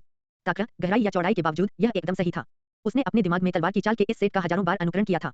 तलवार का इरादा जो उसने अनुभव किया था और अदम्य तलवार दिल ने उसे खुद को स्पष्ट रूप से देखने की अनुमति दी। पिताजी, पिताजी, पिताजी। गहरे हरे रंग की चट्टान टूट गई। उस पर तलवार के निशान चमक उठे और सभी दिशाओं में चमकने लगे। वे असीमित तलवार के इरादे में संघनित हो गए और ऐसा लगा मानो तलवार का हृदय उच्चीकरण तक पहुंच गया हो। पिंक। गहरे हरे रंग की चट्टान फट गई। शुद्ध सफेद जेड से बनी एक तलवार जिसमें गहरे हरे रंग का रत्न जड़ा हुआ था, कहीं से प्रकट हुई। यह एक सर्वोच्च कोटि का पारलौकिक श्रेणी का ब्रह्मांडीय सर्वोच्च खजाना था। अपने सामने कीमती तलवार को देखकर जियान युआन शांत और संयमित थी। उसका तलवार हृदय, जो पहले ही शीर्ष पद पर पहुंच चुका था, में परिवर्तन आ गया। यह ऐसा था मानो इसे वास्तव में अविनाशी हथियार में तब्दील कर दिया गया हो। केवल अपने हृदय का अनुसरण करके ही कोई वास्तव में एक आदर्श तलवार वाला हृदय प्राप्त कर सकता है। जियान युआन हल्का सा हिल गया। उसकी सुंदर छवि अब कम संयमित और अधिक चुस्त थी। उसके दाहिने हाथ ने धीरे से सफेद जेड तलवार पकड़ ली जो हिल रही थी। उसने तलवार का संबंध महसूस किया और एक दुर्लभ मुस्कान प्रकट की। उस क्षण सभी जीव जंतु मंत्रमुग्ध हो गए। क्या तुम खेलने जाना चाहते हो? जियान युआन ने अपने हाथ में सफेद जेड तलवार को देखा। कीमती तलवार एक बच्चे की तरह थी जो प्रतिक्रिया करते समय ऊपर नीचे उछल रही थी। आगे बढ़ो। जियान युआन सीधे तलवार की ऊर्जा से भरी घाटी में कूद गया। मारना। भाड़ में जाओ। क्रोधित चीजुआन एक शैतान भगवान की तरह था। वह बार-बार भूमिगत क्षेत्र में पागलपन से लड़ता रहा। वह अवसरों की तलाश में किसी दिव्य निवास पर नहीं गए। उन्होंने केंद्रीय क्षेत्र भी नहीं छोड़ा। कॉस्मिक ट्रांसफर एरिया से पास के प्रिमोरिडल प्लाजा की यात्रा करते समय चीजुआन को संयोग से एक कमरे में एक भूमिगत प्रवेश द्वार मिला जो एक रहस्यमय भूमिगत क्षेत्र की ओर जाता था। यहाँ अनगिनत विशेषज्ञ जुटे। ऐसे प्राइमर्डियल स्टार शिष्य थे जिन्होंने अपनी पहचान अमर जीवन रूप और यहाँ तक कि विदेशी प्राणियों को भी छुपाया था। वहाँ विभिन्न प्राणी थे लेकिन वे सभी समान रूप से शक्तिशाली थे। यहाँ तक कि चीजुआन जैसे ताकतवर खिलाड़ी ने भी कभी एक भी मैच नहीं जीता था। हालांकि उन्होंने हार नहीं मानी। वह स्वभाव से हार मानने को तैयार नहीं था और जिद्दी स्वभाव का था। उन्होंने बार बार चुनौती दी, बार बार असफल हुए और फिर दोबारा चुनौती दी। लगातार 99 मैच हारने के बाद बूम, चीजुआन की दृढ़ता और विस्फोटकता को अंततः पुरस्कार मिला। खून से लथपथ और मृत्यु के कगार पर चीजुआन ने निराशाजनक स्थिति में अपनी दृढ़ इच्छाशक्ति और जीवटता से अपने प्रतिद्वंद्वी को हराकर पहली जीत हासिल की। छोटे लड़के, तुम बुरे नहीं हो। आप मार खा सकते हैं। किसी समय एक छोटा और आधा गंजा बूढ़ा व्यक्ति अपनी पीठ के पीछे हाथ रखे हुए मैदान में आया था। आसपास के विशेषज्ञ श्रद्धा से भर गए। दफा हो जाओ, चीजुआन ने अपने दांत पीस लिए और जोरदार मुक्का मारा। छोटा बूढ़ा आदमी मुस्कुराया, उसके हड्डी वाले हाथ ने लापरवाही से उसे पकड़ लिया। चीजुआन की आंखें चौड़ी हो गईं और उसकी नसें उभर आईं, लेकिन ऐसा लगा मानो उसके शरीर की काली शक्ति अचानक गायब हो गई हो। फिर भी उसे कोई डर नहीं लगा। इसके बजाय वह और भी अधिक क्रोधित था। ये मिजाज मुझे पसंद है। मेरे साथ आइए। झपट्टा मारना। जैसे ही बूढ़े व्यक्ति ने ऐसा कहा, वह और चीजुआन तुरंत भूमिगत क्षेत्र से गायब हो गए। कांच का भ्रम। किगुआन जियानई की अभिव्यक्ति शांत थी। समय और स्थान आपस में गुंथे हुए थे, लेकिन उनका हृदय 10,000 पुनर्जन्मों के बाद भी बना रहा। कांच की परतें संघनित और धुंधली हो गईं और ऊर्जा गायब हो गई। मैं जीत गया। किगुआन जियानई की आवाज कोमल थी। मैं हार स्वीकार करने को तैयार हूँ। ब्लास्मा की आवाज गूंजी। दर्जनों कांच की आत्माएं प्रकट हुई और किगुआन जियानई को घेर लिया। कांच का भ्रम एक पल में गायब हो गया और कांच की मां कांच की प्लेट में गिर गई, जिससे उसे जीवन शक्ति मिल गई। एक सहज सर्वोच्च खजाना। विशाल प्राचीन तारा नीली रोशनी से चमक उठा। आसपास के अनगिनत तारे भारी मात्रा में जीवन शक्ति से भरे हुए थे। ग्रहों के बीच एक आकृति अत्यधिक गति से घूम रही थी। वे सब पकड़ रहे हैं। वांग ये ने रैंकिंग को देखा। प्रतियोगिता के पहले भाग की रैंकिंग की तुलना में इसमें पहले से ही काफी बदलाव आया था। 1 रेड रिवर कॉस्मिक नेशन वांग ये 1281 आदिम मोती। 2 डार्कसन इटर्नल नेशन चीजुआन 1000 आदिम मोती। 3 युनजो इटर्नल नेशन जियांग युयान 503 आदिकालीन मोती। 4 वेक्सिन इटर्नल नेशन जियुगेदी 361 आदिम मोती। 5 जुआनक्सु इटर्नल नेशन कजंग यू 255 आदिकालीन मोती। सचमुच आश्चर्यजनक है, वांग ये ने आह भरी। उसके अलावा शीर्ष 5 में अन्य 4 एक ही बार में आगे बढ़ गए। सभी बेहद मजबूत प्रतिस्पर्धी थे, लेकिन पहले हाफ में उन्हें कुछ नहीं मिला। उन्होंने आदिम मोती अर्जित नहीं किए, नहीं उन्होंने उन्हें अन्वेषण या मिशन के माध्यम से प्राप्त किया। उनके द्वारा खजाना प्राप्त करने की संभावना भी अधिक नहीं है। वांग ये बहुत अच्छी तरह से जानता था। ऐसा इसलिए था क्योंकि अगर उन्हें खजाना मिल भी जाता तो उन्हें उसे प्राचीन मोतियों से बदलना पड़ता। उन चारों की ताकत को देखते हुए इस बात की बहुत अधिक संभावना थी कि उन्होंने या तो एक अवसर प्राप्त कर लिया था या पुरस्कार के रूप में मौलिक मोती प्राप्त करने के लिए खुद को बदल लिया था। उनमें से चीजुआन के 1000 अंक विशेष रूप से ध्यान खींचने वाले थे। यदि मेरा अनुमान सही है तो उसे एक उच्च आयाम वाले भगवान द्वारा एक शिष्य के रूप में लिया जाना चाहिए था। वांग ये ने मन ही मन सोचा। हालांकि इससे कोई फर्क नहीं पड़ता कि दूसरा कितना मजबूत था। वह अभी भी प्रथम था। ऐसा कहा जा रहा है कि उन सभी के पास अवसर थे। वह अब भी काफी ईर्ष्यालु था। ऐसे भी कई लोग थे जिन्होंने खजाना पाया और उन्हें छिपा दिया, लेकिन रैंकिंग में सूचीबद्ध नहीं थे। इसकी तुलना में उनका पहला स्थान कुछ खास नहीं लग रहा था। क्या मेरा अवसर अभी भी नहीं दिख रहा है? वांग ये ने चारों ओर देखा। वह प्राचीन तारे के जितना करीब आता गया, दबाव उतना ही मजबूत होता गया, मानो वह ब्रह्मांड के शिखर पर पहुंच गया हो। यदि यह दिखाई नहीं दे रहा है तो मैं वापस जा रहा हूँ। गड़गड़ाहट। अचानक वांग ये की अभिव्यक्ति बदल गई। उसकी आंखें चमक उठी और वह बाईं ओर मुड़ गया। उसका दिल तेजी से धड़कने लगा। पहली बार जेड नक्काशी वाली प्रकाश गेंद जो तारे के कोर में शांत थी में उतार चढ़ाव आया। यह यही था। आखिरकार उसका अवसर आ ही गया। वांग ये के दिमाग में एक विशाल सितारा क्षेत्र दिखाई दिया। हजारों ग्रहों को कवर करते हुए यह हलचल भरा और समृद्ध था। वहाँ अनगिनत अमर और शाश्वत जीवनरूप लोग रहते थे और यहाँ तक कि प्राइमर्डियल स्टार के शीर्ष 10 में स्थान पाने वाले शिष्य भी थे। बेल्वो सुप्रीम डोमेन। यह आदरणीय बेल्वो का दिव्य निवास था। प्राइमोर्डियल स्टार में किसी को भी इसके बारे में पता नहीं था। लेकिन अब दूसरे चयन की दुनिया में हजारों ग्रह जो मूल रूप से बेल्वो सुप्रीम डोमेन के थे, सड़क के किनारे घासफूस की तरह थे। उनमें कोई खास बात नहीं थी। वहाँ कोई तारा क्षेत्र नहीं था, कोई इमारत नहीं थी और आदिम तारे का कोई शिष्य नहीं था। यह दिखाई नहीं दे रहा है। वांग ये ने ग्रह पर कदम रखा। केवल आदिम तारे के केंद्र में स्थित दिव्य आवासों को दिखाया गया था। यह स्थान बहुत दूरस्थ था। सटीक रूप से कहें तो यह प्राइमोर्डियल स्टार का असली मूल था। दूसरे चयन जगत में खुले क्षेत्र केवल नौसिखिया क्षेत्र थे। यह आदिम तारे और प्राचीन तारे के जितना करीब था, ऊर्जा उतनी ही मजबूत थी और इस प्रकार यह आकाशीय निवास के रूप में उपयोग करने के लिए उतना ही अधिक उपयुक्त था। 7 सर्वोच्च गुटों में से एक के रूप में प्राइमर्डियल स्टार स्वाभाविक रूप से दूसरों को अपनी संपत्ति नहीं दिखाएगा। मैं इसे समझ सकता हूँ। वांग ये को आकर्षण की प्रबल भावना महसूस हुई। यह ग्रेट विश एस्ट्रल दायरे से बिल्कुल अलग था। ग्रेट विश एस्ट्रल दायरे में जब उसे पहली बार इसका एहसास हुआ तभी उसकी चेतना को एक अर्थनीय भय महसूस हुआ। अंदर जाने के बाद कुछ नहीं हुआ। इसके विपरीत बाइलो सुप्रीम डोमेन ने उन्हें यह एहसास दिलाया कि कोई चीज उनका इंतजार कर रही है और उन्हें बुला रही है। वह एहसास यह N0.5 जियायु द्वारा दिए गए मार्गदर्शन के समान था जब वह प्राचीन युद्ध क्षेत्र आकाशगंगा पर था। क्या ऐसा हो सकता है कि बेल्वो सुप्रीम डोमेन में मेरे लिए कुछ N0.4 बचा हो? वांग ये अपनी इंद्रियों के स्थान की खोज करते हुए ग्रहों के बीच आगे पीछे उड़ता रहा। हालांकि यह ऐसा था जैसे कोई अदृश्य बाधा थी जिसने आयाम को पार करना कठिन बना दिया था। यह किसी महान दैवीय शक्ति द्वारा छुपाया गया था या शायद यह आभासी वास्तविकता और वास्तविकता की सीमाएं थीं। यह बेल्वो सुप्रीम डोमेन में क्यों है? वांग ये ने विचार किया। N0.4 आदरणीय बेल्वो का शिष्य नहीं था। अपनी चेतना में देखी गई संक्षिप्त स्मृतियों में उन्होंने कभी भी N0.4 को बाइलो सुप्रीम डोमेन में आते नहीं देखा था। वेनेरेट बाइलो के संपर्क में आने की तो बात ही छोड़ दें। यदि दूसरा पक्ष उसके लिए कुछ छोड़ना चाहता है तो उसे बेल्वो सुप्रीम डोमेन में नहीं होना चाहिए। फिर भी प्रकाश की जेड गेंद का मार्गदर्शन झूठ नहीं होगा। तो यहाँ एक समस्या थी। N0.4 ने अपने पीछे एक गाइड या खजाना क्यों छोड़ा? वह N0.5 जियायु से अलग था। उस समय जियायु पुनर्जन्म से गुजर रहा था और उसका जीवन और मृत्यु अज्ञात थी। N0.4 प्रिमोर्डियल स्टार में बहुत अच्छा कर रहा था और उसके सामने भी उसकी तरह ही एक उज्जवल भविष्य था। इस समय उनके लिए किसी भी मार्गदर्शन या अवशेष को पीछे छोड़ना असंभव था। लेकिन जेड नक्काशी वाली हल्की गेंद गलत नहीं हो सकती। नंबर 4 का अवशेष बेल्वो सुप्रीम डोमेन में था, बस दिखाया नहीं गया। प्राइमोर्डियल स्टार में प्रवेश करने पर वह इसे प्राप्त करने में सक्षम होगा। शायद N0.4 और वेनेरेट बाइलो के बीच किसी प्रकार का अर्थनीय रिश्ता है। वांग ये ने घूमते हुए अनुमान लगाया। उसे यकीन था कि वह बाइलो सुप्रीम डोमेन में इसे महसूस कर सकता है और धारणा की ताकत में कोई अंतर नहीं था। इसे किसी शक्तिशाली शक्ति द्वारा छिपाया जाना चाहिए। दरअसल इसे अभी न लेना ही बेहतर है। वांग ये ने बेलो सुप्रीम डोमेन छोड़ दिया। यदि N0.4 वास्तव में उसके लिए कुछ छोड़ गया है तो यह निश्चित रूप से कुछ अच्छा होगा। वह अब संपूर्ण ब्रह्मांड में लाइव प्रसारण में था। यह बहुत हाई प्रोफाइल था। यदि यह कोई गुप्त खजाना होता तो प्राइमोर्डियल स्टार सहित सभी को पता चल जाता। धीरे धीरे अच्छी चीजें प्राप्त करने से पहले उसके प्राइमोर्डियल स्टार में शामिल होने तक इंतजार करना बेहतर था। टकराना टकराना टकराना। वांग ये की दिल की धड़कन तेज हो गई और उसकी पीठ पर ठंडा पसीना आने लगा। उन्होंने देखा कि स्टार कोर में जेड नक्काशी वाली हल्की गेंद पर संख्या 4 दिखाई देती है जो उनके अपने 6 के साथ ओवरलैप हो रही है। तीव्र धड़कन उसकी आत्मा की गहराई में भय के साथ उसे उसकी चेतना की गहराई से भागने के लिए संकेत भेजती रही। यह क्या था? क्या हुआ? वांग ये ने शांत अभिव्यक्ति बनाए रखने की पूरी कोशिश की। उसकी बंद मुट्ठियां तुरंत गीली हो गईं। उसका हृदय अस्त व्यस्त था। यदि यह इस तथ्य के लिए नहीं था कि उसकी इच्छाशक्ति पहले से ही उच्च स्तर तक बढ़ गई थी तो संभवतः वह जेड नक्काशी वाली प्रकाश गेंद की गहराई में शेष ऊर्जा से प्रभावित होता। शांत हो जाएं। उसे शांत होना पड़ा। यह जीवन स्तर का दमन नहीं है। वांग ये ने सबसे पहले हाई डायमेंशन लॉर्ड्स और सॉवरेन वेनेरेट्स की उपस्थिति को खारिज कर दिया। यह बेल्वो सुप्रीम डोमेन भी नहीं है। वांग ये ने अपना सिर नहीं घुमाया। उसकी चेतना में भय का स्रोत उसके पीछे के तारा क्षेत्र से नहीं बल्कि सामने से आया था। बहुत आगे नहीं। चल दर। वांग ये की आंखें तेज थीं। वह उस ओर जाएगा जहां उसका डर है। यदि वह वास्तविक प्राइमोर्डियल स्टार में होता तो वह तुरंत खतरे से दूर रहता। लेकिन यह मानव आभासी ब्रह्मांड था तो इससे क्या खतरा हो सकता है? दूसरा पक्ष संभवतः उसके शरीर और आत्मा को नष्ट नहीं कर सकता है ना। मानव आभासी ब्रह्मांड में एक सुरक्षात्मक तंत्र था। ज्यादा से ज्यादा वह ऑफलाइन ही जा सकता था।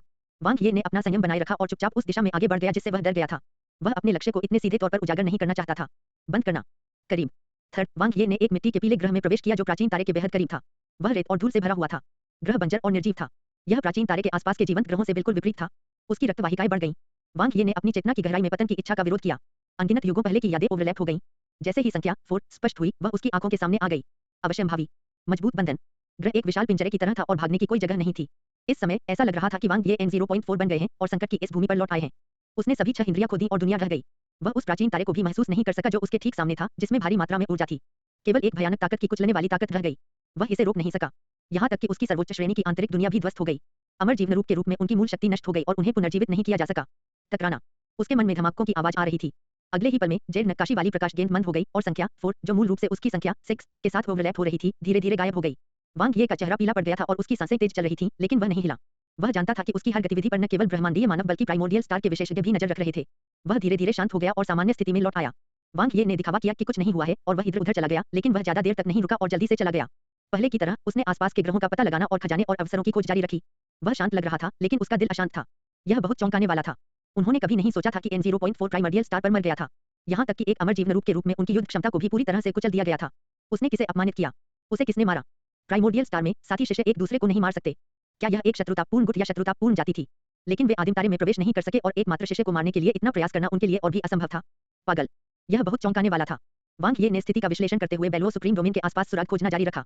मेरी वर्तमान ताकत अभी भी बहुत उथली है। मैं यह नहीं बता सकता कि N0.4 को मारने वाला विशेषज्ञ कितना मजबूत है। हालांकि ऐसी कुचल युद्ध क्षमता वाले किसी व्यक्ति को कम से कम एक उच्च आयाम का भगवान होना चाहिए। यह सही नहीं है। शाश्वत जीवन रूप भी संभव है। प्राइमोर्डियल स्टार के शाश्वत जीवन रूप बहुत मजबूत हैं। शक्तिशाली जन्मजात सर्वोच्च खजाने की मदद से वे आसानी से नंबर 4 को मार सकते हैं लेकिन सवाल यह है कि उसने N0.4 को क्यों मारा? किसने किया? N0.4 अपमान। पहली बार जब उसने नंबर 4 की मौत देखी तो वह धुंधली थी। लेकिन इस बार यह स्पष्ट था।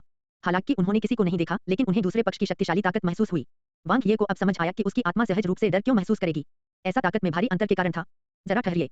क्या नंबर 4 की मृत्यु और बेल्वो सुप्रीम डोमेन में मेरे लिए छोड़े गए मार्गदर्शन N0.4 के बीच कोई संबंध हो सकता है? क्या ऐसा हो सकता है कि N0.4 को पता था कि वह मरने वाला है? साथ ही जिस ग्रह पर N0.4 की मृत्यु हुई वह बेल्वो सुप्रीम डोमेन के ठीक बाहर है। क्या यह एक संयोग है? वांग ये के विचार दौड़ पड़े। उन्हें दूसरे चयन की दुनिया में इतना बड़ा रहस्य पता चलने की उम्मीद नहीं थी। इसके अलावा इसका उससे गहरा संबंध था। तो यह मेरा अवसर है। वांग ये को नहीं पता था कि हंसना है या रोना है। इतना खराब भी नहीं। कम से कम उसने खुद को सचेत कर लिया था। यह कुछ भी न जाने और केवल उसमें लगे रहने से बेहतर था। तब उसे यह भी नहीं पता होगा कि उसकी मौत कैसे हुई। प्राइमोर्डियल स्टार सरल नहीं था। ऐसा लगता है कि मुझे इस पर पुनर्विचार करना होगा कि क्या मुझे प्राइमोर्डियल स्टार में शामिल होना चाहिए या वध की अनंत दुनिया में जाना चाहिए। वांग ये ने आह भरी। उसे इसे सुलझाने के लिए समय चाहिए था। ये मौका थोड़ा असामान्य था। मानव आभासी ब्रह्मांड में सभी लौकिक नागरिक आनंद ले रहे थे। एक के बाद एक अवसर सामने आए और प्रतिभाओं का एक समूह सामने आया। रैंकिंग में प्रतिस्पर्धा कड़ी थी। इसके खत्म होने में केवल 10 दिन बचे हैं। मैंने पर्याप्त नहीं देखा है। अगर यह रैंकिंग जारी रही तो वांग ये पियाओ बाई बाई की तरह होंगे और एक ही लड़ाई में प्रसिद्ध हो जाएंगे। लेकिन मुझे लगता है कि उनका पहला स्थान थोड़ा अतिरंजित है। उन्हें दूसरे चयन की दुनिया में कोई अवसर नहीं मिला और उन्हें प्राचीन स्टार क्षेत्र में कुछ भी नहीं मिला। क्या हाई डायमेंशन लॉर्ड द्वारा शिष्य के रूप में लिए जाने को अवसर न मिलना कहा जाता है? 60000 प्रतिभागियों में से चीजवान और नोंग बी के अलावा एकमात्र व्यक्ति जिसे हाई डायमेंशन मास्टर द्वारा शिष्य के रूप में स्वीकार किया गया था वह वांग ये थे। चिंता मत करो, चलो अंतिम परिणाम की प्रतीक्षा करें। जियान्यू युयान, डोंगेंग वानी और किगुआन जियानई के पास अभी भी वांग ये से आगे निकलने का मौका है। यह इस बात पर निर्भर करेगा कि वे आदिम मोतियों के लिए अपने खजाने का आदान प्रदान करने के इच्छुक हैं या नहीं। वे तीनों पहले ही आगे बढ़ चुके हैं, तो वे ऐसा क्यों करेंगे? क्या वे इतने मूर्ख हैं? विशेष रूप से डोंगेंग वानी और किगुआन जियानई। उनके पास दूसरे चयन की दुनिया में केवल 2 सर्वोच्च जन्मजात खजाने हैं। महान कामना सूक्ष्म क्षेत्र। वांग ये लौट आए। बाई कांग के साथ फिर से जुड़कर उन दोनों को बहुत करीब महसूस हुआ। उनमें से एक ने दूसरे को एक सौभाग्यशाली लड़के के रूप में देखा, जबकि दूसरे ने दूसरे को एक अवसर दूत के रूप में देखा। The great wish astral realm में निश्चित रूप से बहुत सारे लोग हैं, वांग ये ने आह भरी। बिल्कुल, बाई कांग मुस्कुराए बिना नहीं रह सकी। हाई डायमेंशन लॉर्ड जिंग युआन के आगमन के बाद से कई प्रतियोगियों ने खबर सुनी है और अपनी किस्मत आजमाने आए हैं। आखिरकार यह एकमात्र हाई डायमेंशन लॉर्ड है जो प्राइमर्डियल स्टार में आकाशीय निवासों में दिखाई दिया है। बहुत अच्छा, हमने कितना कमाया, वांग ये हंसे। बाई कांग ने अपनी उंगलियां दिखाई। इतने सारे, वांग ये आश्चर्यचकित थे। बाई कांग ने मौलिक मोती निकाले और आह भरी। काश हमें वास्तव में इतने सारे आदिकालीन मोती मिल पाते, जल्दी या बाद में, वांग ये ने कहा। बाई कांग दिल खोलकर हंसे। बेशक भाई वांग ये, आप पुनर्जन्म करता है, मैं आप पर भरोसा कर सकता हूँ। क्या ऐसा नहीं है? वांग ये ने मौलिक मोतियों को स्वीकार किया। पूरे भार के साथ लौटे। सचमुच वह एक साधारण व्यक्ति थे। वह उन चुने हुए लोगों की तरह नहीं थे जो असाधारण और भाग्यशाली पैदा हुए थे। उनके पास अनगिनत अवसर थे, चाहे वह जन्मजात हो या प्रसवोत्तर। हालांकि इसका मतलब यह नहीं था कि उनके पास कोई मौका नहीं था। यदि अवसर नहीं होते तो वह अवसर पैदा करने की अपनी क्षमता पर निर्भर रहता। वह उन्हें लूट भी सकता है। रैंकिंग तय हो गई। 1 रेड रिवर कॉस्मिक नेशन वांग ये 3645 आदिम मोती। 2 जुआनक्सु इटर्नल नेशन किंग यू 1571 आदिकालीन मोती। 3 डोंगेंग इटर्नल नेशन डोंगेंग वानी 1565 मौलिक मोती। 4 डोंगहिंग इटर्नल नेशन नोंग बी 1136 मौलिक मोती। 5 डार्कसन इटर्नल नेशन चिजुआन 1000 आदिम मोती। 6 युनजो इटर्नल नेशन जियान युयान 503 आदिकालीन मोती। 7 स्टार क्लस्टर एम्पायर वेनरोन 433 आदिम मोती। 8 वेक्सिन इटर्नल नेशन जेहुगेदी 361 आदिम मोती। 9 जुआनक्सु शाश्वत राष्ट्र किंग जुआन 332 मौलिक मोती। 10 बेइमो कॉस्मिक नेशन जी 300 मौलिक मोती। मानव आभासी ब्रह्मांड ने आह भरी। वांग ये ने दूसरे चयन जगत को कुचल दिया था और यहाँ तक कि उस पर अपना दबदबा भी बना लिया था। उन्होंने न केवल पूर्ण लाभ के साथ पहला स्थान प्राप्त किया, बल्कि उन्होंने शीर्ष 100 रैंकिंग को भी प्रभावित किया। यहाँ तक कि शीर्ष 10 में किंग ह्यू विन और जी को वांग ये की बदौलत स्थान दिया गया जहाँ वे थे। दूसरे चयन की दुनिया शुरू होने से पहले किसी ने इसके बारे में नहीं सोचा होगा। वांग ये का प्रदर्शन बहुत उत्कृष्ट है। एक छोटे से ब्रह्मांडीय राष्ट्र के इस छिपे हुए रत्न ने स्थिति बदल दी है। उसके परिणाम बेहतर से बेहतर होते जा रहे हैं।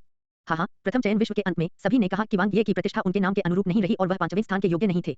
यह सिर्फ चेहरे पर एक तमाचा है। वास्तव में वह केवल प्रथम स्थान के योग्य हैं। मैं आश्वस्त हूँ, वांग ये पहले स्थान पर आने की हकदार हैं। मुझे उन वांग ये के लिए दया आती है जो शीर्ष 100 से बाहर हो गए। दया करने की कोई बात नहीं है। प्रिमोर्डियल स्टार के शब्दों के अनुसार यह अवसरों की कमी है। इसके अलावा प्रिमोर्डियल स्टार के पास एक अतिरिक्त कोटा है। प्रिमोर्डियल स्टार वास्तव में उत्कृष्ट प्रतिभा को नहीं चूकेगा। ईमानदारी से कहूं तो युद्ध कौशल के मामले में पहले दौर में कॉस्मिक स्टेयरवे बोर्ड इसे और अधिक प्रदर्शित करता है। दूसरा दौर 2 सर्वोच्च गुटों द्वारा प्रतिभाओं का चयन करने के बारे में है। हालांकि वांग ये का प्रदर्शन बुरा नहीं है, फिर भी मैं फाइनल में उनके प्रदर्शन के बारे में आशावादी नहीं हूँ। यह महत्वपूर्ण नहीं है, वह पहले ही सफल हो चुका है। प्रतिभा चयन के इतिहास को देखते हुए कितने ब्रह्मांडीय राष्ट्र प्रतिभाएं इस कदम तक पहुंचने में सक्षम हैं। हम उन्हें उंगलियों पर गिन सकते हैं। वांग ये वास्तव में अद्भुत हैं। उनका भविष्य असीम रूप से उज्जवल है। विशेष प्रतियोगिता स्थल में जो एक साइबरपंक शैली वाला प्रौद्योगिकी हॉल था, सभी प्रतियोगी एकत्रित हुए। दाईं ओर स्क्रीन पर रैंकिंग को देखते हुए सभी की निगाहें वांग ये पर टिकी थीं। वह तुरंत ध्यान का केंद्र बन गए। वांग ये ने शांतिपूर्वक रैंकिंग को स्कैन किया। वह अपने आदिम मोतियों का उपयोग नहीं कर सका। उसके पास बहुत सारे थे। मुख्य कारण यह था कि व्यापार करने के लिए बहुत कम उम्मीदवार थे। लेकिन अंत में उनकी मुलाकात ऐसे भाई बहनों से हुई जिनके पास पैसे की कमी नहीं थी। परिणाम मूलतः उत्तम था। एक उत्कृष्ट श्रेणी का ब्रह्मांडीय सर्वोच्च खजाना दूसरी दुनिया में एक महान अवसर के करीब था। उन्हें वास्तव में एक महान अवसर का भी सामना करना पड़ा था, हाई डायमेंशन लॉर्ड जिंग युआन की भर्ती, लेकिन उन्होंने इसे अस्वीकार कर दिया था। इसके अलावा उन्होंने जेड नक्काशी वाली लाइट बॉल को ट्रिगर किया था और नंबर 4 की मौत की पूरी प्रक्रिया सीखी थी। साथ ही उन्होंने उसके लिए जो मार्गदर्शन और अवशेष छोड़े थे उन्हें भी सीखा था। दूसरे चयन की दुनिया से भरपूर फसल प्राप्त करने के मामले में वह निश्चित रूप से सर्वश्रेष्ठ में से एक था। अन्य शीर्षस्थ विशेषज्ञों ने अच्छा प्रदर्शन नहीं किया, विशेषकर पियाओ बाई बाई ने। इस बार उनकी रैंकिंग में भारी गिरावट आई। वांग ये ने वीर रैंक वाली पियाओ बाई बाई को देखा। मूल रूप से दूसरा पक्ष उच्च स्थान पर हो सकता था, लेकिन दुर्भाग्य से उसने उन लोगों की रैंकिंग को गड़बड़ कर दिया था जिनके पास लगभग 100 मौलिक मोती थे। खैर, शायद उसे कोई आपत्ति नहीं होगी। वांग ये, वह लड़का, पियाओ बाई बाई नाराज थी लेकिन खुश भी थी। वह पिछले 10 वर्षों से लगातार काम कर रहे थे और 111 आदिम मोती प्राप्त कर चुके थे, जो कि अग्रणी स्थान पर थे। अंत में पिछले 3 दिनों में प्रतिभागियों की एक श्रृंखला सामने आई जिनके पास 100 से अधिक मौलिक मोती थे। ऐसा लग रहा था जैसे वे असंख्य दौड़ वेश्यालय में कतार काट रहे थे, एक के बाद एक उसके सामने कतार में लग रहे थे। इससे वह बहुत दुखी हुआ, लेकिन वास्तव में वह अपने आप पर अधिक क्रोधित था। वह बहुत अधिक रूढ़िवादी था। दूसरी चयन दुनिया ने उन्हें समझाया कि उन योजनाओं का क्या मतलब है जो बदलावों के साथ नहीं चल सकती। परिणाम पूरी तरह से उनकी योजना से बाहर था। अवसर भाग्य पर बहुत अधिक निर्भर करते हैं। यह मेरे लिए उपयुक्त नहीं है। पियाओ बाई बाई बेलगाम लग रहे थे, लेकिन वास्तव में वह सावधानीपूर्वक थे और उनके पास हमेशा विस्तृत योजनाएं होती थीं। कोई बात नहीं, फाइनल में आसानी से प्रवेश करना मेरा लक्ष्य हासिल करने जैसा माना जा सकता है। वांग ये, जो पहले स्थान पर थे, को देखते हुए पियाओ बाई बाई ने अपना सिर हिलाया। इस राउंड में वह उस साथी से पूरी तरह हार गए। उसका हृदय आहत और ठंडा था। गर्माहट पाने के लिए उसे कई खूबसूरत महिलाओं की बाहों में डूबने की जरूरत थी।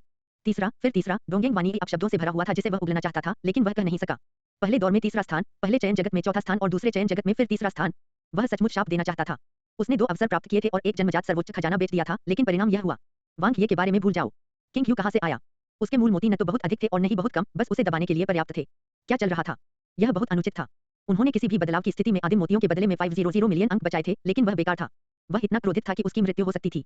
वह थका हुआ महसूस कर रहा था। क्या वह दुनिया को नष्ट कर सकता है? वह पुनर्जन्म करता था, फिर भी उसे दूसरा स्थान भी नहीं मिल सका। खेलने का क्या मतलब था? डोंगेंग वानी इदु खसे भावुक होकर एक कोने में गिर पड़ी। नोंग बी ने रैंकिंग देखने के लिए अपना सिर उठाया। उसकी मिश्रित भावनाएं थीं। उनकी छोटी बहन जो उनकी बचपन की प्रेमिका भी थी, उसे किसी ने छीन लिया और उसे उससे प्यार हो गया। प्रथम चयन जगत में वह अपने प्रेम प्रतिद्वंद्वी से पराजित हो गए। दूसरे चयन विश्व में उनके प्रेम प्रतिद्वंद्वी को लीडर बोर्ड पर पहला स्थान मिला। इसे सहना बहुत मुश्किल था। वह मूल रूप से बहुत खुश था। हालांकि वह पहले चयन में हार गया था, फिर भी वह जीव के साथ प्रतियोगिता में भाग ले सकता था और अपने रिश्ते को सुधार सकता था। तो क्या हुआ अगर वह हार गया? किसने सोचा होगा कि जैसे ही वह ऑफलाइन हुआ, उसका प्रेम प्रतिद्वंद्वी उसका प्यार छीन लेगा। दूसरे चयन विश्व में नोंग भी पूरी तरह से बाहर हो गया। कॉस्मिक नंबर अकादमी से स्नातक करने वाले एक शीर्ष छात्र के रूप में वह दूसरे चयन की दुनिया में पानी में मछली की तरह थे, जो कुछ भी उन्होंने सीखा था उसे सामने ला रहे थे। अंत में वह उन दो शिष्यों में से एक बन गया जिन्हें हाई डायमेंशन लॉर्ड द्वारा भर्ती किया गया था, जिससे उसका पिछला दुर्भाग्य दूर हो गया और वह आकाश में उड़ गया। फिर भी वांग ये अभी भी उस पर हावी था। वह प्रथम स्थान पर था और बहुत तेजस्वी था। बुरा नहीं, जूनियर सिस्टर भी टॉप 100 में आ गई है। नोंग बी को राहत मिली। वह जो नहीं चाहता था वह यह था कि वह प्रिमोर्डियल स्टार के पास जाए और उसकी कनिष्ठ बहन वध की अनंत दुनिया में जाए। वे दोनों बहुत दूर होंगे और वास्तव में कोई उम्मीद नहीं होगी। अब भी मौका था। वह जानता था कि उसकी कनिष्ठ बहन प्रिमोर्डियल स्टार पर अवश्य जाएगी। वांग ये, हम फिर से प्रतिस्पर्धा करेंगे। नोंग बी की आंखें आत्मविश्वास से भर गईं। वह साहित्य और मार्शल आर्ट दोनों में सक्षम थे और सभी पहलुओं में वांग ये से बेहतर थे। अब जब वह एक उच्च आयाम वाले भगवान का शिष्य बन गया था, तो उसका शुरुआती बिंदु वांग ये की तुलना में बहुत अधिक था। उसके पास हारने का कोई कारण नहीं था। पोर्टल बंद हो गया। रोशनी विशिष्ट प्रतियोगिता स्थान के केंद्र पर केंद्रित थी। बाई और दाएं स्क्रीन फ्रीज हो गए। प्रेत की तरह चलते हुए दो स्क्रीन पर प्रतियोगियों की रैंकिंग केंद्र में चली गई और तेजी से ओवरलैप हो गई। चकाचौंध रोशनी के तहत व्यापक रैंकिंग दूसरे दौर में दिखाई दी। 1. यूनजो इटर्नल नेशन, जियान युयान 952 मिलियन। 2. वेक्सिन इटर्नल नेशन, जिंगेदी 87.87 million. 3. Red river cosmic nation, वांग ये 82 मिलियन। 4. जुआनक्सु इटर्नल नेशन, किंग यू 81.99 मिलियन। 5. डोंगेंग इटर्नल नेशन, डोंगेंग वानी 81.39 मिलियन। 6. एलियो एम्पायर, पियाओ बाई बाई 78.45 मिलियन। 7. स्टार क्लस्टर एम्पायर, वेनर 74.03 मिलियन। 8. डार्कसन इटर्नल नेशन, चिजुआन 66.16 मिलियन। 9. एशेली इटर्नल नेशन, बीबोलन 63.79 मिलियन। 10. बेइमो कॉस्मिक नेशन, जी 61.57 मिलियन। 100. वेक्सिन इटर्नल नेशन, किगुआन जियानई 40.04 मिलियन। आखिरकार फाइनल के शीर्ष 100 की घोषणा की गई। कुछ खुश थे तो कुछ दुखी। किंग जुआन और नोंग बी ने राहत की सांस ली। उनमें से दो की प्रथम चयन विश्व में मृत्यु हो गई थी, इसलिए उनके अंक साफ हो गए थे। सौभाग्य से उन्होंने दूसरे चयन विश्व में शीर्ष 10 में प्रवेश किया, जिससे स्थिति बदल गई और फाइनल के शीर्ष 100 में प्रवेश हुआ। विशेष रूप से किंग जुआन के लिए, जो चैंपियनशिप के लिए लक्ष्य बना रहा था, अगर वह फाइनल के शीर्ष 100 में भी प्रवेश नहीं कर सका, तो यह थोड़ा अनुचित होगा। जी मेंगनी और डोंगसे जीव को राहत मिली। दोनों लड़कियों ने दूसरे चयन विश्व में अच्छा प्रदर्शन नहीं किया और वांग ये की मदद से केवल शीर्ष 100 में जगह बनाने में सफल रहीं। सौभाग्य से परिणाम बुरा नहीं था।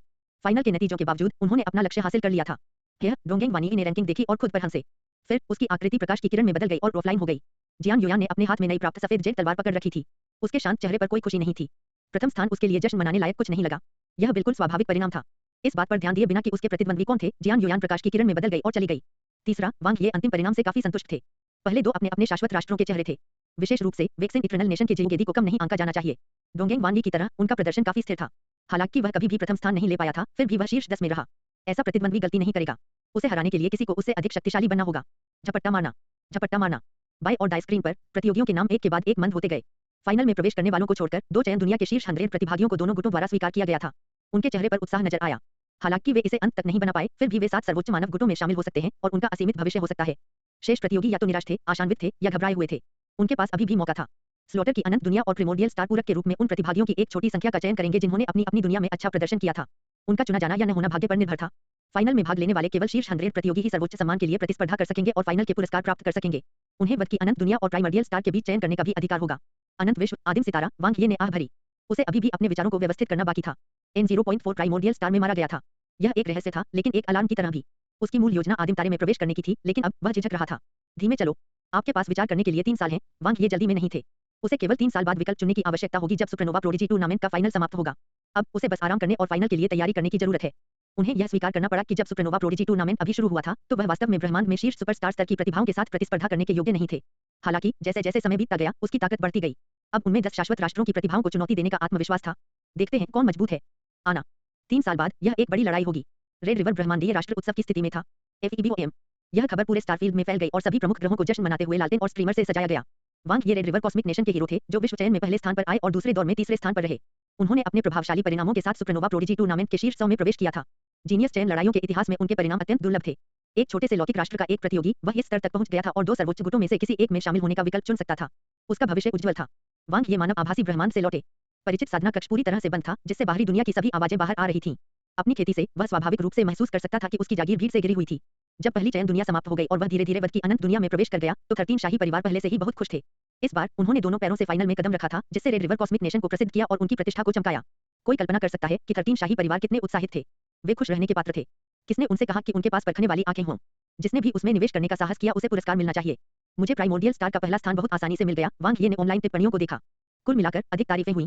खैर, उन्होंने ट्रोलिंग कमेंट्स नहीं पढ़े। वे मुख्य रूप से उसकी युद्ध कौशल पर संदेह कर रहे थे। आखिरकार वह पहले दौर में केवल 20 स्थान पर थे। फाइनल में मेरी असली क्षमताएं सामने आएंगी। वांग ये मुस्कुराए। दरअसल अब जब वह इतना मजबूत हो गया था तो उसके लिए अपनी वास्तविक क्षमताओं को प्रकट करने का समय आ गया था। कौशल ने फाइनल में कोई भूमिका नहीं निभाई। पिछली जीनियस चुनौतियां हमेशा एक पर एक सबसे सीधा टकराव थीं। जीत और हार का फैसला शुद्ध ताकत से होगा। इस बार अपवाद नहीं होगा। यह अच्छा था। उन्हें प्रतियोगिता का यह प्रारूप पसंद आया। यह पुष्टि करने के बाद कि वह 7 सर्वोच्च गुटों में प्रवेश कर चुका है, वह यह देखना चाहता था कि उसकी सबसे मजबूत युद्ध क्षमता किस स्तर तक पहुंच सकती है। क्या वह सुपरनोवा प्रोडिजी टूर्नामेंट में शीर्ष पर रह पाएगा? लेकिन मैं अभी भी पहली श्रेणी से थोड़ा दूर हूं। वांग ये यह बात अच्छी तरह से जानते थे। प्रथम श्रेणी के विशेषज्ञ जियान युयान, डोंगेंग वानी, जिंगेदी, पियाओ बाई बाई, वेन र, किंग जुआन, किंग यू, जिमेंगनी और चीजुआन थे। वह नहीं जानता था कि उनमें से कौन मजबूत या कमजोर था, लेकिन वे सभी बेहद शक्तिशाली थे। उनकी युद्ध कौशल में कोई कमजोरी नहीं थी और उनमें निश्चित रूप से अपनी ताकतें थीं। जियान युयान की सबसे मजबूत तलवार तकनीक, जिंगेदी की सबसे मजबूत इच्छाशक्ति, वेन रॉ की जुड़ी हुई करीबान और तलवार, चीजुआन की करीबी लड़ाई। इसके अलावा वे सर्वोच्च खजानों के अनुकूल थे जो कम से कम सर्वोच्च श्रेणी या उससे ऊपर के थे। उनमें प्रथम श्रेणी की प्रतिभाएं और वंशावली भी थीं। अब आमने सामने की लड़ाई में उन्हें हराना उसके लिए लगभग असंभव था। उनके नीचे प्रथम श्रेणी की सीमा के विशेषज्ञ थे। कॉस्मिक स्टेयरवे बोर्ड के संदर्भ में वे वें से वें स्थान पर थे। इस स्तर के विशेषज्ञ डोंगसेजियो, जी, हुईजी, अदन, ताइशु जियाओ याओ, बी बोलान और अन्य थे। वे अभी भी पहले स्तर से कुछ दूरी पर थे क्योंकि या तो उनकी युद्ध कौशल में कमजोरियां थीं, उनके किले उत्कृष्ट नहीं थे या वे पर्याप्त चतुर नहीं थे आदि। वह उनके बहुत करीब था, शायद बस एक कदम की दूरी पर भी। मेरे युद्ध कौशल में कोई कमजोरी नहीं है, लेकिन मेरी ताकत बहुत उत्कृष्ट नहीं है। इसके अलावा मेरे पास युद्ध प्रकार की प्रतिभा या वंशावली नहीं है। इसके अलावा मेरे खजाने पर्याप्त अच्छे नहीं हैं। वांग ये ने खुद का बहुत स्पष्ट रूप से विश्लेषण किया।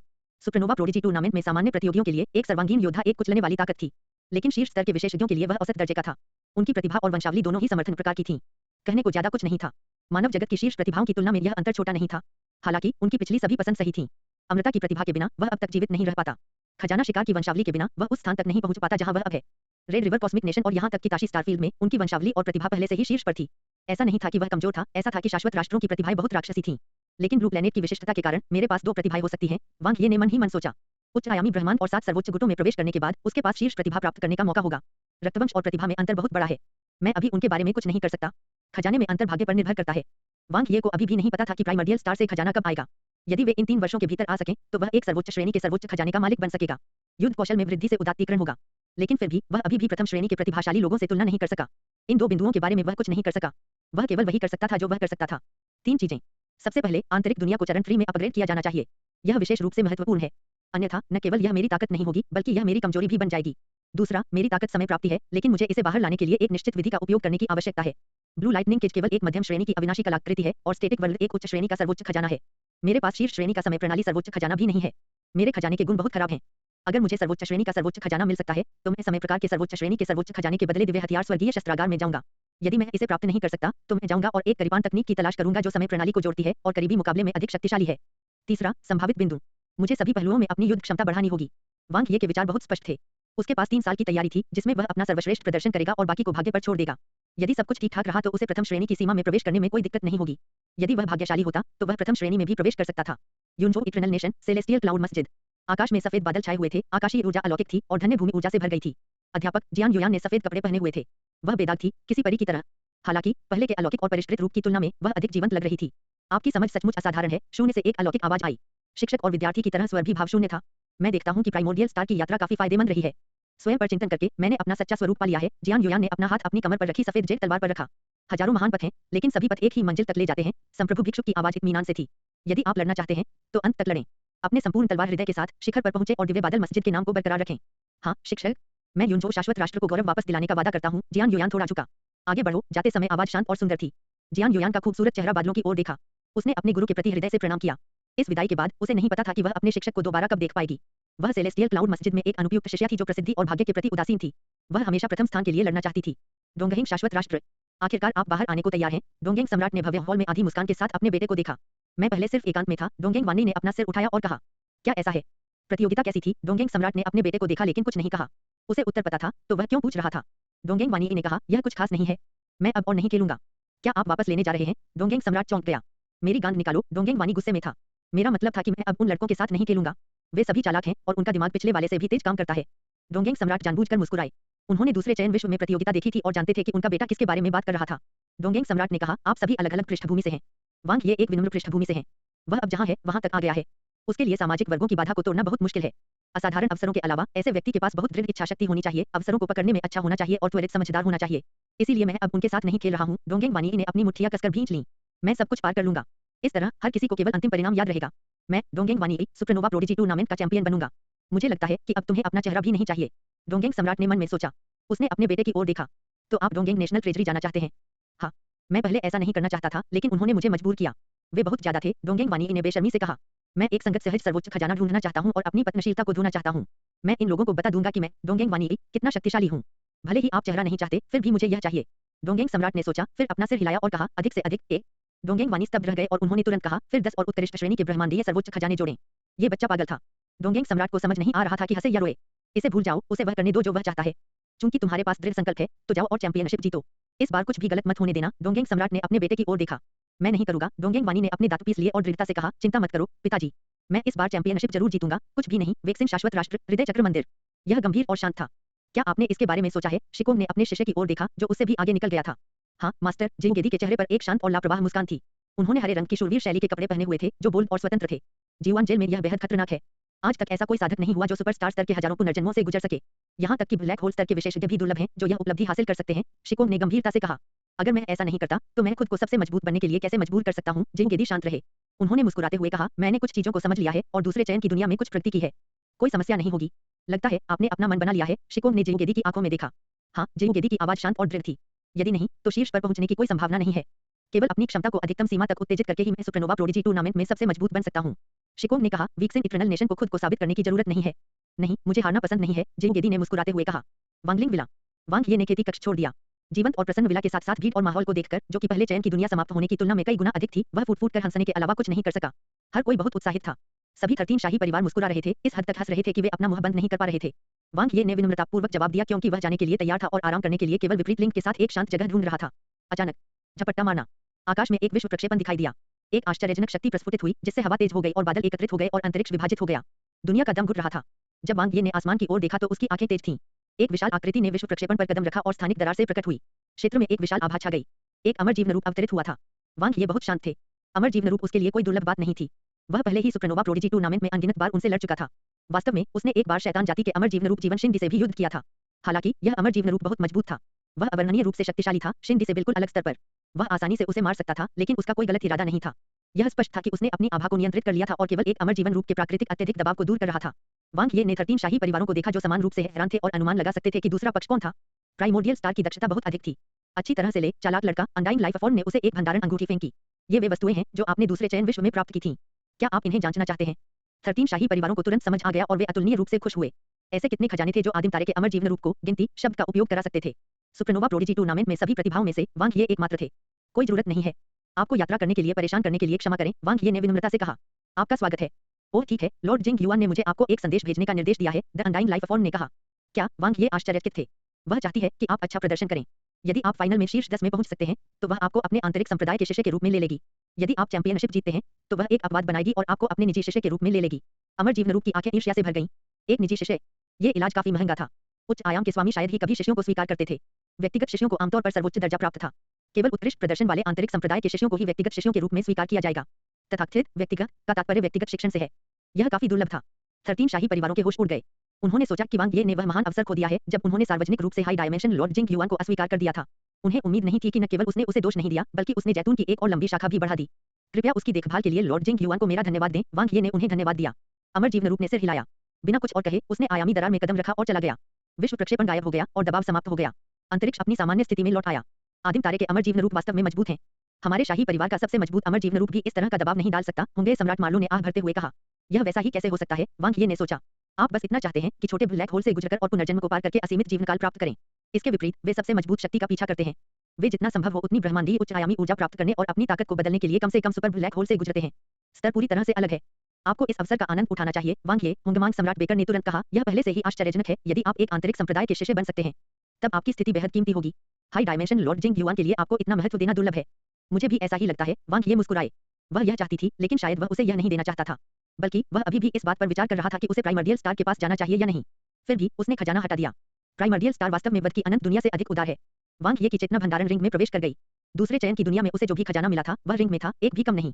यहाँ तक कि जीवन की मिट्टी और ग्रेट विश एस्ट्रल रियलम के स्टार्टअप गार्डन में नीला स्वर्गीय झरना, जिसकी देखभाल बाईकांग ने की थी, लबालब भर गया था। सिंचाई के लिए मिट्टी और झरने का पानी बगीचे से नहीं खोदा गया था, ना। यदि वे थे भी, तो इसका स्टार्टअप गार्डन में फूलों और पेड़ों पर कोई प्रभाव नहीं पड़ना चाहिए, ना। अगर ऐसा हुआ भी, तो इसका बाईकांग से कोई लेना देना नहीं होना चाहिए, ना। अगर ऐसा हुआ भी, तो बाईकांग उसे दोष नहीं देगी, ना। खैर, वह मिट्टी और झरने के पानी की एक नई खेप खरीदने के लिए अधिक से अधिक कुछ पैसे खर्च करेगा। यह महंगा नहीं होना चाहिए। वह खजानों से गुजरा। वहां वस्तुओं की एक चमकदार श्रृंखला थी। वहाँ ब्रह्मांडीय रक्त क्रिस्टल थे जो भौतिक शरीर को मजबूत कर सकते थे, दुहस्वप्न नेत्रगोलक जो इच्छाशक्ति को मजबूत कर सकते थे, काले रॉक पंख थे जो अंतरिक्ष की समझ, जीवन के खजाने, कलाकृति सामग्री और यहाँ तक कि विशेष खजाने और प्राकृतिक खजाने को बेहतर बना सकते थे। सबसे महत्वपूर्ण बात यह है कि एक उत्कृष्ट श्रेणी का ब्रह्मांडीय सर्वोच्च खजाना और एक सर्वोच्च श्रेणी का ब्रह्मांडीय सर्वोच्च खजाना था। उत्कृष्ट श्रेणी का ब्रह्मांडीय सर्वोच्च खजाना किंग यू का था। उसने भाई बहनों से वादा किया था कि वह इसे उन्हें लौटा देगा, इसलिए वह अपने शब्दों से पीछे नहीं हट सकता था। जहाँ तक इस सर्वोच्च श्रेणी के सर्वोच्च खजाने की बात है, यह उसकी युद्ध क्षमता को बढ़ाने की कुंजी थी। यहाँ वांग ये ने सर्वोच्च श्रेणी का सर्वोच्च खजाना होंगे सम्राट मार्लो को सौंप दिया। होंगे सम्राट मार्लो स्तब्ध रह गए। उसने आश्चर्य से वांग ये की ओर देखा और तुरंत अपना हाथ लहराया। नहीं नहीं, आप इसे अपने पास रख सकते हैं। यदि सर्वोच्च श्रेणी का खजाना खाली है तो ऐसा ही होगा। वांग ये, मैं आपसे दिव्य हथियार स्वर्गीय शस्त्रागार से संपर्क करने में मेरी मदद करने के लिए कह रहा हूं ताकि इसे उसी स्तर के सर्वोच्च श्रेणी के सर्वोच्च खजाने में बदल दिया जा सके। होंगे सम्राट मार्लो शर्मिंदा दिखे। तो यह ऐसा ही है। हाँ, ठीक है, कोई समस्या नहीं। आप किस प्रकार का सर्वोच्च श्रेणी का सर्वोच्च खजाना चाहते हैं? समय प्रणाली, वांग ये ने उत्तर दिया। यह आसान नहीं हो सकता है, होंगे सम्राट मार्लो ने झिझकते हुए कहा। कीमत में बहुत बड़ा अंतर है। वांग ये उसे देखकर मुस्कुराए। यह कोई समस्या नहीं होनी चाहिए। जहां तक कीमत में अंतर की बात है, होंगे सम्राट अजीब तरह से हंसे। हम भुगतान करेंगे, हाँ, यह सिर्फ एक छोटी राशि है। यह बिल्कुल सही है कि हम भुगतान करें। आप बस लड़ाई की तैयारी पर ध्यान केंद्रित करें। फिर मुझे तुम्हें परेशान करना होगा। गुलाम कैसे हैं? वांग ये ने पूछा। उन्हें बैच दर बैच ले जाया जा रहा है, होंगे सम्राट मार्लो ने कहा। हमने पहले ही एक बड़ा बैच जमा कर लिया है। आप उन्हें कब चाहते हैं? और 2 साल रुको, वांग ये जल्दी में नहीं थे। ठीक है, होंगे सम्राट मार्लो ने उत्तर दिया। वांग ये 13 शाही परिवारों द्वारा आयोजित उत्सव भोज से हट गए। खाने पीने और खेलने की तुलना सुगंधित महिलाओं की गर्मी से कैसे की जा सकती है? लो एरहान के साथ एक छोटी सी जुदाई ने दिल को और अधिक स्नेहपूर्ण बना दिया। जाने से पहले उन्होंने पूरा दिन गर्म कमरे में बिताया। इसके बाद उन्होंने और उनके भाला मित्र शी यान ने एक दिन के लिए भाले पर चर्चा की और सभी प्रकार के संकीर्ण रास्तों का अनुभव किया। अंत में वह विला लौट आया और यान सैंकी के साथ कुछ समय बिताया। इन सभी सांसारिक मामलों से निपटने के बाद उन्होंने युद्ध की तैयारी पर ध्यान केंद्रित करना शुरू कर दिया। वांग ये खेती कक्ष में पहुंचे। प्राइमोर्डियल स्टार का खजाना सही समय पर आया था। पहले दिव्य हथियार स्वर्गीय शस्त्रागार के साथ सर्वोच्च श्रेणी के सर्वोच्च खजाने को बदलने से उसे समय प्रकार के सर्वोच्च श्रेणी के सर्वोच्च खजाने को प्राप्त करने के लिए पर्याप्त समय मिल जाएगा। जहां तक अन्य खजानों का सवाल है, वे विवरण में सुधार कर सकते हैं, विशेषकर जीवन के खजाने। वांग ये ने जीवन के दिव्य वृक्ष को जीवन की मिट्टी और नीला स्वर्गीय वसंत दिया जो उन्होंने स्टार्टअप गार्डन से लिया था। ये सुपर खजाने थे जिनका उपयोग उच्च आयामी ब्रह्मांड द्वारा प्राकृतिक खजाने के पोषण के लिए किया जाता था। जीवन के दिव्य वृक्ष पर उनका प्रभाव बिल्कुल स्वर्ग विरोधी था। सबसे खास बात यह कि इनकी रकम चौंकाने वाली थी। झपट्टा मारना, झपट्टा मारना, झपट्टा मारना। जीवन का दिव्य वृक्ष तेजी से बढ़ा और जीवन शक्ति जारी की। विशाल पेड़ का तना शानदार पत्तियों से भरा हुआ था जो आंतरिक दुनिया को सहारा दे रहा था। इसके विकास की गति अनियंत्रित थी। ब्लैक होल स्तर तक पहुंचना केवल समय की बात थी। डार्क ओरिजिन क्रिस्टल क्लस्टर को अवशोषित किया जा रहा था। 13 शाही परिवारों ने ताशी स्टारफील्ड में विभिन्न ब्रह्मांडीय देशों से जो विशेष जीवन खजाने एकत्र किए थे, वे सभी उसकी आंतरिक दुनिया में उपयोग किए गए थे। उसकी आंतरिक दुनिया चरण 3 में प्रवेश करने के और करीब आ रही थी। आईना गैलेक्सी। युवा परिवार नेता वांग लियांग व्यस्त थे। पिछले 10 वर्षों में वह 7 सितारा जीवन आकाशगंगाओं के बीच यात्रा करने में व्यस्त थे। विकास बहुत तेज था। मिल्की वे की तियान्याओ आकाशगंगा को छोड़ने के बाद वह चिमिंग स्टारफील्ड में आए और 7 सितारा जीवन आकाशगंगा का कार्यभार संभाला। 1 से 2 तक उसके अधिकार क्षेत्र के तहत 7 सितारा जीवन तारा आकाशगंगाएं 10 साल पहले से बढ़कर 12 हो गई थीं। उसके बाद रेड रिवर कॉस्मिक नेशन हर साल कुछ सितारा जीवन सितारा आकाशगंगाओं को भर देगा जैसे कि वे उसे लाल पैकेट दे रहे हों। वर्तमान में उनके अधिकार क्षेत्र में 33 7 सितारा जीवन आकाशगंगाएं थीं जिनका कुल आकार 8 सितारा जीवन आकाशगंगा का लगभग 1/3 था। इसके अलावा वे सभी परिवार के नाम पर थे। दबाव बहुत ज्यादा था। बीप बीप उसका पोर्टेबल सुप्रब्रेन फिर से बजा और वांग लियांग को सिर दर्द महसूस हुआ। आखिरकार उसे पता चला कि खुशी का बोझ क्या होता है। अन्य परिवारों ने जमीन का प्रबंधन करने के लिए कड़ी मेहनत की लेकिन उन्हें कोई जमीन नहीं मिली और वे उससे वंचित भी रहे। इसके विपरीत उनका पारिवारिक व्यवसाय बड़ा होता जा रहा था और उनके पास इसे प्रबंधित करने के लिए समय या ताकत नहीं थी। हर बार एक अधिसूचना पॉप अप होने पर एक अतिरिक्त 7 सितारा जीवन आकाशगंगा क्षेत्र होगा। इस तरह का दर्द कौन समझ सकता है? जब उन्होंने संदेश खोला तो वांग लियांग की अभिव्यक्ति ठिठक गई। उसने अपनी कनपटी की मालिश की और संदेश की सामग्री को देखा। वह अविश्वास में था और पूरी तरह से स्तब्ध था। काफी देर बाद उन्होंने रिएक्ट किया और तुरंत वीडियो कॉल किया। माँ, क्या आपने पारिवारिक जानकारी में बदलाव देखा? वांग लियांग ने जल्दी से कहा। हाँ, लिन यूवेई मुस्कुराई। मैं तुम्हारी आंटी जो के साथ हूँ। हम बस यह कह रहे थे कि चिमिंग परिवार के स्थानांतरण के साथ चिमिंग स्टारफील्ड को जल्द ही अपना नाम बदलना चाहिए। मुझे उम्मीद नहीं थी कि यह इतनी जल्दी हो जाएगा। वांग लियांग कड़वाहट से मुस्कुराए। वांग ये के परिवार को एक महान परिवार में पदोन्नत किया गया था। उन्हें एक सितारा जीवन आकाशगंगा दी गई थी जिसके अंतर्गत 51 सितारा जीवन आकाशगंगाएं थीं और संख्या अभी भी बढ़ रही है। यह अनुमान लगाया गया था कि अगले 30 वर्षों में आकाशगंगाओं की संख्या बढ़कर 100 हो जाएगी जो एक सामान्य 8 सितारा जीवन आकाशगंगा के मानक तक पहुंच जाएगी। यह बहुत चौंकाने वाला था। यह बहुत तेज है, माँ। क्या इसका कुछ असर होगा? वांग लियांग थोड़ा चिंतित थे। चिंता मत करो, इसमें कुछ खास नहीं है। इसका मुख्य कारण यह है कि आपके पिता का योगदान बहुत महान है और रेड रिवर कॉस्मिक नेशन नहीं जानता कि उन्हें क्या दिया जाए। आपके पिता के पास वह सब कुछ है जो वे दे सकते हैं, लेकिन वे उन्हें कुछ नहीं दे सकते, लिन यूवेई ने मुस्कुराते हुए कहा। तो वे अपना प्रयास केवल परिवार में ही लगा सकते हैं। मैं पहले से ही मानव सितारा लौकिक नागरिक हूँ, वांग लियांग ने आह भरी। सिर्फ आप ही नहीं, यह वंशानुगत है, लिन यूवेई ने कहा। भविष्य में आपके बेटे, पोते और परपोते मानव सितारा ब्रह्मांडीय नागरिक के रूप में पैदा होंगे। उन्हें एक सुपर परिवार की मुख्य शाखा के समान उपचार मिलेगा। इसके अलावा आप लाल नदी का बपतिस्मा प्राप्त करने के लिए लाल नदी ग्रह की यात्रा कर सकते हैं। रेड रिवर बपतिस्मा केवल 13 शाही परिवारों के लिए है। उसे वांग लियांग अवाक रह गए। रेड रिवर कॉस्मिक नेशन में उनके पिता का रुतबा अब कितना ऊंचा था। वांगलिंग विला। वांग ये को इन सांसारिक मामलों की परवाह नहीं थी। उन्होंने बस खेती और सुधार पर ध्यान केंद्रित किया। उन्होंने पहले ही अनुमान लगा लिया था कि 13 शाही परिवार उनके परिवार और ब्लू प्लेनेट को चीजें उपहार में देंगे। इन पर चर्चा की जरूरत नहीं है। इस पर मौन सहमति थी। वह और 13 शाही परिवार इस समय अपने हनीमून पीरियड में थे। वे अब एक ही नाव में थे, एक दूसरे की मदद कर रहे थे और एक दूसरे को फायदा पहुंचा रहे थे। उसके शरीर की सभी कोशिकाएं बदल गईं और शक्तिशाली ऊर्जा से भर गईं। उसका शरीर अत्यधिक मजबूत हो गया था और उसकी काली शक्ति सीमा तक सघन हो गई थी, लेकिन वह अभी भी अपनी मूल शक्ति को बदलने में असमर्थ था। ब्रह्मांडीय जानवर का रक्त क्रिस्टल पूरी तरह से अवशोषित हो गया था। वांग ये ने पहले से ही प्रिमोर्डियल स्टार से प्राप्त बहुत सारे खजानों को आत्मसात कर लिया था, विशेष रूप से वे जो उसे सीधे तौर पर मजबूत कर सकते थे। उन्हें चूकना नहीं था। जैसे ही वह अगले प्राकृतिक खजाने को बाहर निकाल रहा था, उसकी शीर्ष श्रेणी की आंतरिक दुनिया लगातार हिल रही थी और भारी मात्रा में जीवन शक्ति बाहर निकलना बंद नहीं कर सकी। वांग ये की आंखें उज्ज्वल थीं और वह बहुत खुश था। यह टूट गया था। जीवन का दिव्य वृक्ष अंततः सुपरस्टार स्तर की सीमा को तोड़ने वाला था। वह अपने पहले छोटे लक्ष्य तक पहुंचने वाला था। उसकी आंतरिक दुनिया की वर्तमान ऊर्जा और जीवन स्तर के साथ एक बार जब जीवन का दिव्य वृक्ष जो मूल था टूट गया, तो उसकी आंतरिक दुनिया तुरंत बदल जाएगी और एक शीर्ष रैंक चरण 3 आंतरिक दुनिया बन जाएगी। जीवन का दिव्य वृक्ष टूट गया। दिव्य वृक्ष जाति के सदस्य के रूप में उच्च आयामों के नीचे इसकी कोई बाधा नहीं थी। जब तक इसमें पर्याप्त जीवन शक्ति है, समय बीतने के साथ यह स्वाभाविक रूप से सुधार करने में सक्षम होगा। वांग ये के जीवन के अनगिनत खजानों के ढेर लगने से जीवन के दिव्य वृक्ष में तेजी से सुधार हुआ। यह विशेष रूप से तब हुआ जब इसे स्टारटॉप गार्डन की जीवन की मिट्टी द्वारा पोषित किया गया और एज्योर हेवनली स्प्रिंग द्वारा सिंचित किया गया। इसमें बहुत बड़ा परिवर्तन आया। ब्लैक होल स्तर की शक्ति स्पष्ट थी। टूटने के बाद इसका शरीर पहले से कई गुना बड़ा हो गया और इसके मुकुट ने शीर्ष क्रम की आंतरिक दुनिया को ढक दिया। जीवन शक्ति, जो 10 गुना से भी अधिक शक्तिशाली थी, को स्वेच्छापूर्वक और दबंग तरीके से जारी किया गया था। शीर्ष स्तर की आंतरिक दुनिया के मूल के रूप में इसका परिवर्तन आंतरिक दुनिया को प्रभावित करेगा और महान परिवर्तन लाएगा। गड़गड़ाहट। शीर्ष क्रम की आंतरिक दुनिया हिंसक रूप से हिल गई। जैसे जैसे जीवन का दिव्य वृक्ष बड़ा हुआ, उसने विश्व बाधा को तोड़ दिया और तेजी से विस्तार किया। वांग ये ने ध्यान केंद्रित किया। जीवन का दिव्य वृक्ष केवल फ्यूज था।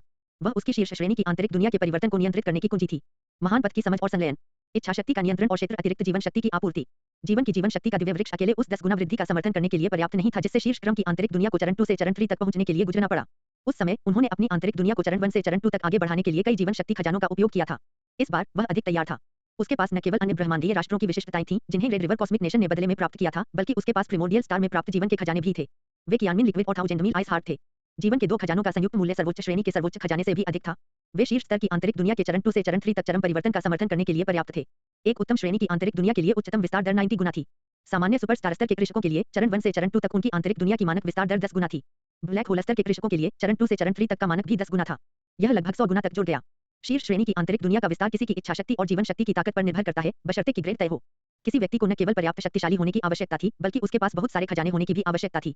पिछली बार जेड नक्काशी वाली हल्की गेंद की मदद से वांग ये मुश्किल से 90 गुना विस्तार की सीमा तक पहुंच पाए थे।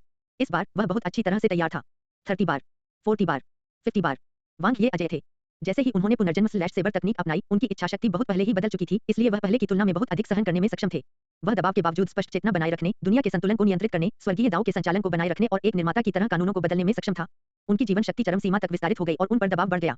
प्रत्येक विस्तार अपरिवर्तनीय था। वांग ये यह अच्छी तरह से जानता था। हद तक लड़ो। 60 बार, 70 बार। वह जितना आगे बढ़ता गया, यह उतना ही कठिन होता गया।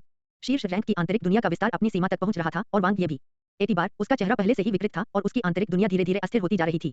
जीवन शक्ति ऐसे नष्ट हो रही थी मानो ढहने ही वाली हो। झपट्टा मारना। वांग ये के हाथ में इरादे का एक नीला मोती दिखाई दिया और उसने उसे निगल लिया। इच्छा शक्ति का खजाना। एक पल में एक ठंडी अनुभूति उसके शरीर में प्रवेश कर गई।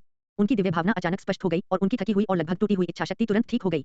हालांकि शीर्ष स्तर की आंतरिक दुनिया का दबाव अभी भी उस पर दबाव बना रहा था, लेकिन शक्ति के उछाल ने उसे अपनी युद्ध क्षमता फिर से हासिल करने की अनुमति दी। बढ़ाना, बढ़ाना, बढ़ाना।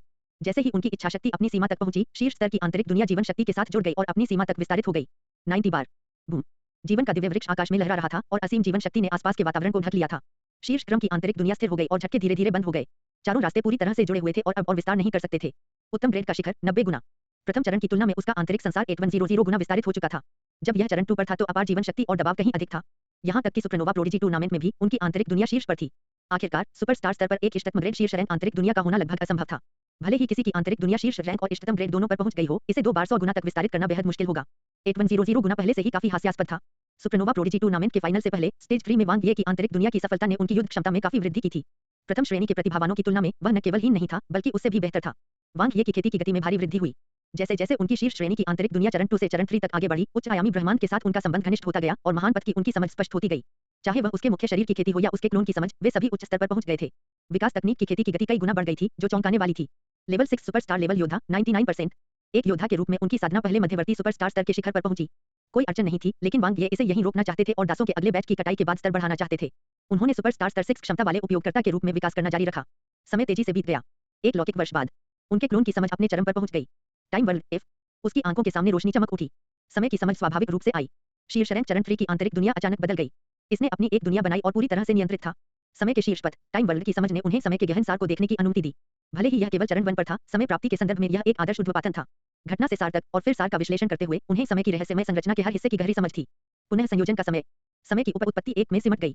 वांग ये ने समय के रहस्यों को थोड़ा थोड़ा करके समझा और आसानी से उन्हें समय के पथ पर एकत्रित कर लिया। इस समय में उनकी उपलब्धि सुपरनोवा प्रोडिजी टूर्नामेंट में लगभग सभी प्रतियोगियों से आगे निकल चुकी थी, लेकिन यह अंत नहीं था।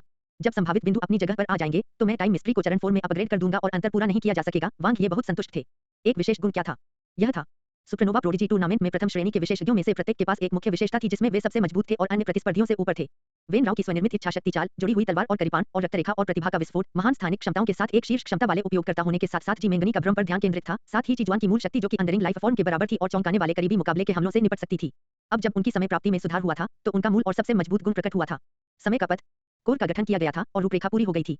जो कुछ बचा था वह फ्रेम को भरना था। यह केवल युद्ध कौशल में वृद्धि नहीं थी। टाइम वर्ल्ड की समझ भी उसके शीर्ष रैंक आंतरिक दुनिया की गुणवत्ता को उत्तम ग्रेड से इष्टतम ग्रेड तक बढ़ाने की कुंजी थी। वह टाइम वर्ल्ड को अंतरिक्ष के शीर्ष रैंक पथ आयामी दुनिया के साथ जोड़ देगा, अंतरिक्ष और समय के दोनों शीर्ष रैंक पथों को अपनी शीर्ष रैंक आंतरिक दुनिया में पूरी तरह से एकीकृत करेगा। इस प्रकार यह सही ग्रेड से आगे निकल जाएगा और इष्टतम ग्रेड तक पहुंच जाएगा। इष्टतम ग्रेड आंतरिक दुनिया की गुणवत्ता की सीमा थी, ठीक कलाकृति के टुकड़े की सीमा की तरह। जब कोई सुपरस्टार से ब्लैक होल स्तर तक पहुंच गया तब भी आंतरिक दुनिया के पास ग्रेड में सुधार करने का एक आखिरी मौका था। एक बार जब उन्होंने पुनर्जन्म पूरा कर लिया तो उनकी आंतरिक दुनिया उच्च आयाम में विलीन हो जाएगी और रूपांतरित हो जाएगी। तब बदलाव की कोई संभावना नहीं रहेगी। हालांकि आयामी दुनिया की समझ अत्यावश्यक नहीं थी। वांग ये के क्लोन ने अंतिम शीर्ष रैंक विश्व पथ टाइम लॉक को समझना शुरू कर दिया जबकि उनके मुख्य निकाय ने प्राइमल यूनिवर्स इवोल्यूशन तकनीक की खेती जारी रखी। वह युद्ध की तैयारी करता रहा। चिमिंग आकाशगंगा, इसका व्यास 122,000 प्रकाश वर्ष और त्रिज्या 1.17 मिलियन वर्ग प्रकाश वर्ष थी। इसमें 10 मिलियन से अधिक जीवन ग्रह, 11 सितारा जीवन ग्रह और अनगिनत लोग थे। अब इसने आधिकारिक तौर पर अपना नाम बदलकर वांगे गैलेक्सी कर लिया है।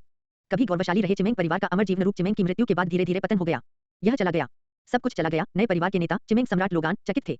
जिस गंदगी को संभालने के बाद उसके पिता ने उसे छोड़ दिया था वह कितनी भी कोशिश करने के बावजूद बेकार हो गई थी। रेड रिवर कॉस्मिक नेशन के आदेश के साथ उनके पास विरोध करने के लिए कोई जगह नहीं थी। चिमेंग परिवार के पास वांगे आकाशगंगा से बहुत दूर 10 लाख प्रकाश वर्ष दूर एक सुदूर 7 सितारा जीवन आकाशगंगा में जाने के अलावा कोई विकल्प नहीं था। अफसोस की बात है चिया किंग, जिन्होंने परिवार के नेताओं की 3 पीढ़ियों की सहायता की थी, ने अफसोस में अपना सिर हिलाया। जिस कारण से चिमेंग परिवार अब जिस स्थान पर था वहां जाने से इनकार कर दिया, इसका कारण आंशिक रूप से उनकी अपनी प्रतिभा की कमी थी, लेकिन इसका मुख्य कारण यह भी था कि पिछले परिवार के नेता ने एक मूर्खतापूर्ण कदम उठाया था। वांग ये एक गलत कदम का मतलब है अधिक गलतियां। बातचीत की कोई गुंजाइश नहीं थी। किसी को उम्मीद नहीं थी कि एक कॉलोनी ग्रह से भाग निकले एक लड़के की आज इतनी हैसियत और उपलब्धियां होंगी। वह रेड रिवर कॉस्मिक नेशन में एक घरेलू नाम बन गया। उस समय 13 शाही परिवारों ने मुख्य रूप से उसे प्रतिबंधित करने के लिए वांग ये के क्षेत्र को चिमेंग गैलेक्सी में रखा था। किसने सोचा होगा कि कुछ ही दशकों में यह वांग ये की दावत बन जाएगी। शाही परिवार वास्तव में निर्दयी और हृदयहीन है। वांग ये को खुश करने के लिए उसने हमें छोड़ने में संकोच नहीं किया। चिमेंग सम्राट लोगन की आवाज खोखली थी। चिया किंग ने कहा, विजेता सब कुछ जीत लेता है। पीढ़ियों से यही स्थिति रही है। जब हमारे पास शक्ति होगी तो रेड रिवर कॉस्मिक नेशन में वांग ये के लिए कोई जगह नहीं होगी। लेकिन अब जब वांग ये ने सत्ता हासिल कर ली है तो हम स्वाभाविक रूप से नष्ट हो जाएंगे। नाश हो जाओ। आपका मतलब है कि 13 शाही परिवार हम सभी को मार डालेंगे? चिमेंग सम्राट लोगान स्तब्ध रह गए। मुझे नहीं पता, चिया किंग ने कहा। मैं इस संभावना से इनकार नहीं कर सकता कि वे ऐसा करेंगे। वे चिमेंग परिवार को खत्म करने के लिए इसे धीरे-धीरे और विवेकपूर्वक कर सकते हैं। आखिरकार चिमेंग परिवार अब 13 शाही परिवारों के लिए किसी काम का नहीं रह गया है। चिमेंग सम्राट लोगान ने गुस्से से कांपते हुए अपनी मुट्ठियां कसकर भींच लीं। चिया किंग ने कहा, भले ही 13 शाही परिवार दयालु हों, लेकिन गुप्त उद्देश्यों वाले अन्य महान परिवार अभी भी हम पर हमला करेंगे। जब कोई सत्ता खो देता है तो दूसरे लोग उस पर कदम रखेंगे। लोग ऐसे ही होते हैं। इसके अलावा अभी भी वांग ये है। आइए इसे इस तरह से कहें, जब तक वांग ये अपना मुंह खोलेगा 13 शाही परिवारों के कसाई का चाकू तुरंत गिर जाएगा। कुर्सी पर गिरते ही चिमेंग सम्राट लोगान के होंठ पीले पड़ गए। चिमेंग परिवार वास्तव में समाप्त हो गया था। उनका कयामत का दिन आ गया था। पिताजी, मुझे क्या करना चाहिए? चिमेंग सम्राट लोगान ने अपना सिर उठाया और गहरे काले तारों वाले आकाश की ओर देखा। उसकी आंखें बेबसी से भर गईं। अचानक चिमेंग सम्राट लोगन का दिल कांप उठा और उसका शरीर बुरी तरह कांपने लगा। आसमान में भारी बदलाव आया और तारों वाला आकाश हिल गया। ऐसा लगा मानो वह क्रोधित हो गया हो। एक क्षण में शून्य में एक उज्ज्वल विश्व प्रक्षेपण प्रकट हुआ। एक स्थानिक दरार प्रकट हुई और एक परिचित आभा उतर आई। चिमेंग सम्राट लोगान की आंखें सदमे से चौड़ी हो गईं और वह तुरंत प्रसन्न हो गया। चिमेंग परिवार बच गया। वांगलिंग विला, सुपरस्टार लेवल 6 क्षमता वाला उपयोगकर्ता 66%। वांग ये ने अपनी खेती समाप्त कर दी। 13 शाही परिवारों ने खबर भेजी थी कि समय प्रकार का सर्वोच्च श्रेणी का सर्वोच्च खजाना आ गया है और उसके चयन की प्रतीक्षा कर रहा है। उनका पहला सर्वोच्च श्रेणी का ब्रह्मांडीय सर्वोच्च खजाना आने वाला था। उसी समय सुपरस्टार स्तर के दासों का एक नया बैच आया था। उनकी कटाई एक साथ की जा सकती थी। तैयारी के तीसरे वर्ष में प्रवेश करते हुए वांग ये ने अपने सभी 3 छोटे लक्ष्य लगभग हासिल कर लिए थे। सब कुछ सुचारू रूप से चल रहा था। Red river supreme treasure vault, नमस्ते। वांग ये ने मुस्कुराते हुए गार्ड का स्वागत किया। कृपया मेरा अनुसरण करें। गार्ड अब भी हमेशा की तरह गंभीर था, लेकिन उसका लहजा कहीं अधिक सम्मानजनक था। उसने सर्वोच्च श्रेणी के सर्वोच्च खजाने की तिजोरी खोली और एक तरफ खड़ा हो गया। वांग ये ने आश्चर्य से उसकी ओर देखा और फिर अकेले प्रवेश किया। यह बहुत साफ था। तिजोरी में केवल 2 सर्वोच्च श्रेणी के सर्वोच्च खजाने थे। दोनों दिव्य हथियार स्वर्गीय शस्त्रागार से थे। एक अनगिनत सफेद आभामंडलों से बना था, पारदर्शी और चमकीला। दूसरे का आकार एक उत्तम शिवालय जैसा था। यह समय की उपउत्पत्ति और कुछ स्थानिक उपउत्पत्ति से भरा हुआ था। उसके पास 2 विकल्प थे और उसने तुरंत निर्णय ले लिया। इस स्तर पर खजाना चुनना असंख्य दौड़ वेश्यालय में एक महिला को चुनने के समान था। यदि वे मेल नहीं खाते तो चाहे वे कितने भी अच्छे क्यों न हो, बेकार था। वांग ये ने अपना हाथ बढ़ाया और चमकदार सफेद आभा को पकड़ लिया। यह सर्वोच्च श्रेणी का सर्वोच्च खजाना पतले सिकाड़ा पंखों वाले 100 प्रभामंडलों से बना था। इसे हुलाहूप के रूप में भी इस्तेमाल किया जा सकता है। यह ऊर्जा से भरपूर था। दोनों समय के खजानों की ऊर्जा तीव्रता लगभग समान थी, लेकिन सफेद प्रभामंडल कम से कम कई गुना अधिक संगत था। वांग ये को इसका कारण पता था। सफेद प्रभामंडल एक समय का मूल खजाना था और उसने अभी टाइम वर्ल्ड को समझा था। दूसरी ओर उत्तम शिवालय एक नियंत्रण प्रकार का खजाना था, लेकिन उसे अभी भी समय के अन्य शीर्ष रैंक पथ टाइम लॉक को समझना बाकी था। इसे नीचे ले। वांग ये की चेतना तुरंत खजाने में डूब गई। सफेद प्रभामंडल कांप उठा। सफेद आभामंडल की परतें समय की दुनिया में बदल गईं, कुछ अतिव्यापी, कुछ प्रतिच्छेद और कुछ समानांतर, जिनमें समय के गहन रहस्य शामिल थे। पर्याप्त समय की प्राप्ति के बिना वह खजाने का उपयोग नहीं कर पाएगा, भले ही वे बमुश्किल संगत हों। सर्वोच्च श्रेणी का सर्वोच्च खजाना शैडो टाइम डोमेन पूर्ण मूल के रूप में समय की प्राप्ति के साथ इसे रिलीज, नियंत्रण और मौलिक प्रणालियों द्वारा समर्थित किया गया था। इसमें 3 ब्रह्मांडीय रहस्य थे, प्रत्येक अलग अलग। पहला ब्रह्मांडीय रहस्य, 100 छायाएं।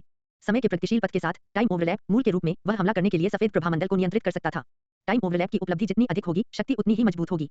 किसी की नियंत्रण प्रकार की क्षमता जितनी मजबूत होगी, वह उतने ही अधिक सफेद प्रभामंडल को नियंत्रित कर सकता है और उतना ही बेहतर ढंग से ऐसा कर सकता है। लंबी दूरी की आक्रमण क्षमता के रूप में आईआर काफी प्रभावशाली थी। दूसरा ब्रह्मांडीय रहस्य, 10 महल। 10 सफेद प्रभामंडल एक महल का निर्माण करेंगे। 10 महल एक समानांतर रूप बनाएंगे। समय के उन्नत पथ के साथ टाइम पैरेलल कोर के रूप में रिलीज प्रकार के ब्रह्म मंत्र के साथ मिलकर 10 समानांतर महलों के ब्रह्म आपस में जुड़े हुए थे और उन्हें तोड़ना बेहद मुश्किल था। यह मुख्य रूप से नियंत्रण और समर्थन पर केंद्रित था। यदि किसी का ब्रह्म के प्रति प्रतिरोध मजबूत नहीं है या उसकी इच्छा शक्ति कमजोर है, तो उसे तोड़ना बहुत मुश्किल होगा। तीसरा ब्रह्मांडीय रहस्य, एकल डोमेन। 100 सफेद हेलो एक डोमेन बनाएंगे और प्रकाश तत्वों के साथ मिलकर एक युद्ध डोमेन बनाएंगे। समय के शीर्ष रैंक पथ के साथ टाइम वर्ल्ड कोर के रूप में दायरे परिवर्तन मंत्र और प्राइमर्डियल इंटेंट स्पेल के साथ मिलकर वह अपने समय की उपलब्धियों को चरम तक पहुंचा सकता है। डोमेन की शक्ति काफी मजबूत थी। अपर्याप्त समय प्राप्ति वाले कृषक इसमें फंस जाएंगे और खुद को निकालने में असमर्थ होंगे। एक बार ऐसा हुआ तो उनकी ताकत बहुत कमजोर हो जाएगी। एक आक्रमण, एक नियंत्रण, एक डोमेन। यह समय के सर्वोच्च श्रेणी के सर्वोच्च खजाने के लिए वांग ये की आवश्यकताओं को पूरी तरह से पूरा करता है। यह उसे अपनी युद्ध कौशल को अधिक विविधता से प्रदर्शित करने की अनुमति देगा, समय प्राप्ति की उसकी रूपरेखा को और अधिक संपूर्ण बनाने की अनुमति देगा और उसे युद्ध में अधिक विकल्प देगा। यह इतना सहज है कि इससे मुझे बेवजह डर लगता है। वांग ये अपनी हंसी नहीं रोक सके। क्या सब कुछ बहुत अच्छे से नहीं चल रहा था? इस सिद्धांत के अनुसार कि बड़े भाग्य के बाद बड़ा दुर्भाग्य आता है, क्या वह फाइनल में बहुत दुर्भाग्यशाली होगा? इससे कोई फर्क नहीं पड़ा जब तक वह पर्याप्त ताकतवर था, वह किसी से भी लड़ सकता था। सर्वोच्च श्रेणी का खजाना लेने के बाद वांग ये संभावित बिंदुओं की कटाई के लिए तुरंत होंगे ग्रह पर दास फार्म की ओर चले गए। दास फार्म दानव जाति और शैतान जाति के दासों से भरा हुआ था, जिनमें अधिकतर पहले वाले ही थे। 13 शाही परिवारों ने उन्हें आसपास के मित्रवत ब्रह्मांडीय देशों से ले जाने के लिए बहुत प्रयास किए। अकेले परिवहन शुल्क दासों की कीमत का लगभग आधा था। जहां तक पैसे की बात है, 13 शाही परिवारों ने इसका उल्लेख नहीं किया, इसलिए वांग ये भी स्वाभाविक रूप से इसका उल्लेख नहीं करेंगे। सर्वोच्च श्रेणी के सर्वोच्च खजाने की कीमत में अंतर के लिए दिव्य हथियार स्वर्गीय कवच के मुआवजे की तुलना में दासों को खरीदने की लागत समुद्र में एक बूंद थी, जिसे 13 शाही परिवारों ने भुगतान किया था। इस तरह का जीवन जहां मुझे हर चीज वैसी मिलती है जैसी मैं चाहता हूं, यह बहुत आसान है। वांग ये ने अपना सर्वोच्च श्रेणी का सर्वोच्च खजाना शैडो टाइम डोमेन निकाला। एक आकस्मिक विचार के साथ 100 प्रभामंडल तुरंत गूंज उठे और अलग हो गए। क्षेत्र में समय अत्यंत अस्थिर हो गया। जैसे ही प्रभामंडल हिल गया, समय का प्रवाह बदल गया और ओवरलैप हो गया। वाह वाह! सैकड़ों सफेद आभामंडल तेजी से घूमते हुए अनगिनत प्रकाश छायाओं में बदल गए, जो दास फार्म में आश्चर्यजनक गति से नृत्य कर रहे थे। जहां भी प्रकाश छाया गुजरती थी, सुपरस्टार स्तर के राक्षस और शैतान दास तुरंत मारे जाते थे। बहुत तेज टाइम ओवरलैप की शक्ति ने सटीक नियंत्रण के साथ मिलकर एक भी प्रभामंडल की शक्ति को काफी चौंकाने वाला बना दिया। एक ही समय में लक्ष्यों पर हमला करने वाले 100 प्रभामंडलों की शक्ति की तो बात ही छोड़ दीजिए। यह और भी भयावह था। जैसी कि सर्वोच्च श्रेणी के सर्वोच्च खजाने से अपेक्षा की जाती है, वांग ये ने अंतहीन प्रशंसा की। उसने शीघ्रता से संभावित अंक प्राप्त कर लिए। 200 अरब, 500 अरब, 1 ट्रिलियन। दक्षता आश्चर्यजनक थी। समय के सर्वोच्च खजाने शैडो टाइम डोमेन ने पहली बार अपनी शक्ति का खुलासा किया। भले ही यह केवल पहला ब्रह्मांडीय रहस्य था, इसने पहले ही चौंकाने वाली शक्ति प्रकट कर दी थी। दूसरा और तीसरा ब्रह्मांडीय रहस्य और भी अधिक प्रबल थे। क्षेत्र साफ हो गया और उसे कुल 161.6 बिलियन संभावित अंक प्राप्त हुए। यह आसानी से 1 ट्रिलियन से टूट गया। वांग ये ने अपने इंटरफेस पर नंबर देखा और संतुष्टि से मुस्कुराए। फिर उसने हुंगही ग्रह के दास फार्म को छोड़ दिया। वांगलिंग विला का खेती कक्ष। वांग ये अपने अंतिम एकांत में चले गए, जो कि सर्वांगीण उन्नति की लहर को सक्रिय करने वाला था। अपने समय की उपलब्धियों को पूर्ण मूल के रूप में रखते हुए वह अपनी समय की क्षमता को बढ़ाएगा और अपनी क्षमता को सीमा तक मजबूत करेगा। सुपरनोवा प्रोडिजी टूर्नामेंट में अन्य विशेषज्ञों से कहीं आगे निकल जाएगा। हर सुधार के साथ उनके बीच का अंतर बढ़ता जाता था, जिससे उसे फायदा मिलता था। टाइम वर्ल्ड को लगातार 3 चरणों में अपग्रेड किया गया था। टाइम स्टॉक की तरह स्टेज 4 तक पहुंचने के लिए 5 बिलियन संभावित अंकों का उपभोग किया गया था। जारी रखें। क्या आप टाइम वर्ल्ड को अपग्रेड करने के लिए 360 अरब संभावित अंक खर्च करना चाहते हैं? हाँ। क्या आप टाइम स्टॉक को अपग्रेड करने के लिए 360 बिलियन संभावित अंक खर्च करना चाहते हैं? हाँ। लगातार 2 बढ़ोतरी। वांग ये ने तुरंत 720 बिलियन संभावित बिंदुओं का उपयोग कर लिया। 2 शीर्ष रैंक समय उपलब्धियों को चरण 5 में अपग्रेड किया गया था। उनकी चेतना के क्षेत्र में समय की नदी के बारे में उनकी समझ बेहद स्पष्ट थी और उनकी समय की खेती में विस्फोटक वृद्धि हुई। सुपरस्टार स्तर और ब्लैक होल स्तर के प्राणियों की तो बात ही छोड़िए, यहाँ तक कि अनडाइंग लाइफ फॉर्म्स को भी इस तरह की चौंकाने वाली समय प्राप्ति में कठिनाई होगी। समय समानांतर चरण 5 चरण 6 पॉइंट। समय विचार चरण 5 चरण 6 पॉइंट। वांग ये ने अन्य 400 बिलियन संभावित बिंदु खर्च किए और जैसे जैसे उनकी समझ गहरी हुई, समय के 2 उन्नत पथों को उन्नत किया गया। समय के प्रगतिशील पथों के अलावा जो सभी चरण 7 तक पहुंच चुके थे, उनकी वर्तमान समय की खेती अपने वर्तमान चरण पर पहुंच गई थी। अगला क्षमता मंत्र। वांग ये शांतचित्त थे। न केवल क्षमता मंत्रों का उपयोग व्यक्तिगत रूप से किया जा सकता है, बल्कि लगभग हर खजाने के लौकिक रहस्य में क्षमता मंत्रों का उपयोग शामिल है। वे एक अपरिहार्य पहेली टुकड़ा थे। पिताजी, पिताजी, पिताजी, पिताजी। Soul will spell, clone spell, battle spirit spell और प्राइमर्डियल इंटेंट स्पेल सभी को 200 बिलियन संभावित अंक खर्च करते हुए चरण 7 में अपग्रेड किया गया था। White realm spell, dark crystal spell, realm transformation spell और रियलम आइटम स्पेल सभी को चरण 8 में अपग्रेड किया गया था, जिसमें 200 बिलियन संभावित अंक भी खर्च हुए थे। जैसे जैसे उन्होंने तेजी से सुधार किया, वांग ये को भी गहरी समझ हासिल हुई। इस बिंदु पर उसके पास 5 मिलियन से भी कम संभावित अंक बचे थे। अंतरिक्ष के 3 उन्नत पथ अर्थात स्पेस डिसलोकेशन, स्पैटियल रेजोनेंस और डायमेंशनल टर्बुलेंस को 39 बिलियन खर्च करके चरण 6 में अपग्रेड किया गया था। अपनी स्थानिक उपलब्धियों में थोड़ा सुधार करने के बाद उसका काम पूरा हो गया। उफ, वांग ये ने आह भरी। सर्वांगीण सुधार। उनकी सबसे मजबूत समय उपलब्धियां और भी मजबूत हो गई थीं। उसकी क्षमता मंत्रों की शक्ति भी बढ़ गई थी। फाइनल से पहले उनकी स्थानिक उपलब्धियों में मामूली उन्नयन के साथ उनकी ताकत पहले ही अपने चरम पर पहुंच चुकी थी।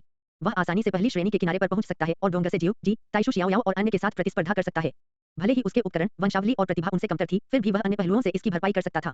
हालांकि वह अभी भी प्रथम श्रेणी में प्रवेश करने से थोड़ा पीछे रह सकता है। अब सुधार करने का कोई रास्ता नहीं है। वांग ये ने उसके इंटरफेस को देखा। वह पहले से ही हथियारों से लैस था। उसकी ताकत दोबारा बढ़ाना बहुत मुश्किल था। उत्कृष्ट श्रेणी के सर्वोच्च खजाने का केवल सामना किया जा सकता है, खोजा नहीं जा सकता। टाइम टाइप सेबर तकनीक पुनर्जन्म स्लैश सेबर तकनीक से अधिक मजबूत थी, लेकिन इसे समझने के लिए न केवल अधिक समय की आवश्यकता थी, बल्कि ब्रेक को सीमित करने के लिए कई संभावित बिंदुओं की भी आवश्यकता थी। इसके अलावा वह इसे मानव आभासी ब्रह्मांड में खोजने में सक्षम नहीं हो सकता है, जिसका अर्थ यह होगा कि उसे इसे स्वयं बनाना होगा। समय और स्थान के दोनों पथों के लिए समझ और संभावित बिंदुओं की आवश्यकता होती है। जहां तक ब्रह्मांडीय ऊर्जा मंत्र, उच्च आयामी इरादे, विभिन्न महान पथ और मूल शक्ति जैसी अन्य चीजों का सवाल है, वे इस स्तर पर उनकी पहुंच से परे थीं। यह पूरी तरह से मामला नहीं है। वांग ये ने अपनी स्टेज 9 डार्क पावर को देखा। यह निम्न आयामी ब्रह्मांड की सीमा पर था और वर्तमान में उसकी नित्युक्त क्षमता पर बंधन भी था। वह अच्छी तरह जानता था कि उससे आगे क्या है। उच्च आयामी मूल ऊर्जा। वर्तमान में वह जो जानता था, उससे ऐसा लगता था कि केवल चीजुआन को ही इसमें महारत हासिल थी। वह दूसरों के बारे में नहीं जानता था। उन्होंने या तो इसे तुरुप के पत्ते के रूप में छुपाया या पहले कभी इसका इस्तेमाल नहीं किया था। हालांकि इसे तोड़ना और इसे समझना स्पष्ट रूप से बेहद कठिन था। सबसे पहले व्यक्ति को भौतिक पथ पर अत्यधिक उच्च साधना की आवश्यकता थी। यह सबसे अच्छा होगा यदि वे एक भौतिक क्षेत्र का निर्माण कर सकें ताकि वे अंधेरे बल का शुद्ध परिवर्तन प्राप्त कर सकें। दूसरे, व्यक्ति का शारीरिक शरीर पर्याप्त रूप से मजबूत होना चाहिए। शैतान जाति और अंधेरी जाति की तुलना में मानव शरीर बहुत हीन था। यदि भौतिक शरीर पर्याप्त रूप से मजबूत नहीं होता, तो यह मूल शक्ति को समायोजित करने में सक्षम नहीं होता, इसलिए यह स्वाभाविक रूप से रूपांतरित नहीं हो पाता। अंत में, किसी को स्वयं को बदलने के लिए बंधनों और सीमाओं को तोड़ने के लिए अवसरों का सामना करना पड़ता है और तत्काल ज्ञान प्राप्त करना पड़ता है। क्या आप डार्क पावर को अपग्रेड करने के लिए 0.3 इवोल्यूशन पॉइंट खर्च करना चाहते हैं? हाँ। पर्याप्त विकास बिंदु नहीं। वांग ये ने फिर कोशिश की। यह अभी भी विफल रहा और कोई परिवर्तन नहीं हुआ। वह जानता था कि डार्क पावर का उन्नयन निश्चित रूप से मूल शक्ति थी, लेकिन वह सफल नहीं हो सका। विकास बिंदु क्या है? वांग ये बहुत जिज्ञासु थे। हालांकि उन्होंने जानबूझकर इसका पता लगाने की कोशिश नहीं की और उम्मीद की कि यह स्वाभाविक रूप से उनके पास आएगा, लेकिन उनके पास कोई विकास बिंदु नहीं था। यह संभावित बिंदुओं का उन्नयन होना चाहिए। वांग ये ने अनुमान लगाया। उनकी चेतना उनके स्टेज 5 टाइम स्टॉक पर उतरी और प्लस बटन दबाया। क्या आप टाइम स्टॉक को अपग्रेड करने के लिए 0.3 इवोल्यूशन पॉइंट खर्च करना चाहते हैं? जैसी कि उम्मीद थी। दूसरे शब्दों में 0.3 विकास बिंदु 3 ट्रिलियन संभावित बिंदुओं के बराबर है। 1 विकास बिंदु 10 ट्रिलियन संभावित बिंदु है। वांग ये गहरी सोच में थे। चाहे वह मूल शक्ति हो या समय के शीर्ष श्रेणी पथ, वे उच्च आयामी ब्रह्मांड की चीजें हैं। तो विकास बिंदु प्राप्त करना भी उच्च आयामी ब्रह्मांड से संबंधित है। या शायद। जैसे ही वह सोच रहा था, वांग ये का दिल अचानक धड़कने लगा। वह अचानक उठ खड़ा हुआ, उसकी आंखें तेज थीं। भले ही साधना कक्ष को पूरी तरह से सील कर दिया गया हो और हर चीज से अलग कर दिया गया हो, फिर भी यह उस राजसी आभा को अलग नहीं कर सका जो कम आयामी ब्रह्मांडीय और विकसित वांगलिंग विला से कहीं अधिक थी। यह ऐसा था मानो अदृश्य हाथों की एक जोड़ी हर चीज को नियंत्रित कर रही हो और हर चीज पर हावी होने की कोशिश कर रही हो। यह परिचित लग रहा था। झपट्टा मारना। वांग ये वांगलिंग विला के ऊपर हवा में दिखाई दिए। शून्य में विश्व का प्रक्षेपण अत्यंत स्पष्ट था और आयामी दरारें तरंगित हो रही थीं। विशाल आभा से भरी एक राजसी आकृति किसी शैतान देवता की भांति अवतरित हुई। एक शक्तिशाली दबाव ने आकाश को घेर लिया। चिमिंग राजा लोजिन। वह क्रोध और हत्या के इरादे से भरा हुआ था। वह एक अमर जीवन रूप के रूप में अवतरित हुए। वांग ये। चिमिंग राजा लोजिन की बाग आंखें गुस्से से जल रही थीं। उस अपराधी को देखकर जिसने अकेले ही चिमिंग परिवार को नष्ट कर दिया था, वह उसे 1000 टुकड़ों में काटने का इंतजार नहीं कर सका। यदि यह उसके लिए नहीं होता, तो चिमिंग परिवार की ऐसी हालत कैसे हो सकती थी? आप कौन हैं? वांग ये ने ऊपर देखा। मैं लोजिन हूँ।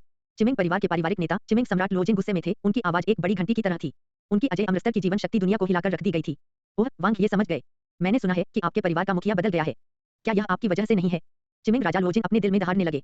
उसने वांग ये को अपनी तेज नजरों से देखा और उसकी आवाज रोंगटे खड़े कर देने वाली थी। वास्तव में मुझे आपको धन्यवाद देना चाहिए। यदि आपने मुझे एक निराशाजनक स्थिति में मजबूर नहीं किया होता। आपका स्वागत है। वांग ये ने सिर हिलाया। बाधित चिमिंग राजा लोजिन क्षण भर के लिए अवाक रह गए। वांग ये उसके शत्रु की तरह था जिससे उसे सिरदर्द हो रहा था, लेकिन इस बार यह अलग था। ब्लैक होल और पुनर्जन्म चक्र से गुजरने के बाद उन्होंने पहले ही ब्रह्मांडीय उच्च आयामी ऊर्जा प्राप्त कर ली थी और वास्तव में एक अमर जीवन रूप बन गए थे। वांग ये ने उसकी ओर देखा। क्या आपका काम हो गया?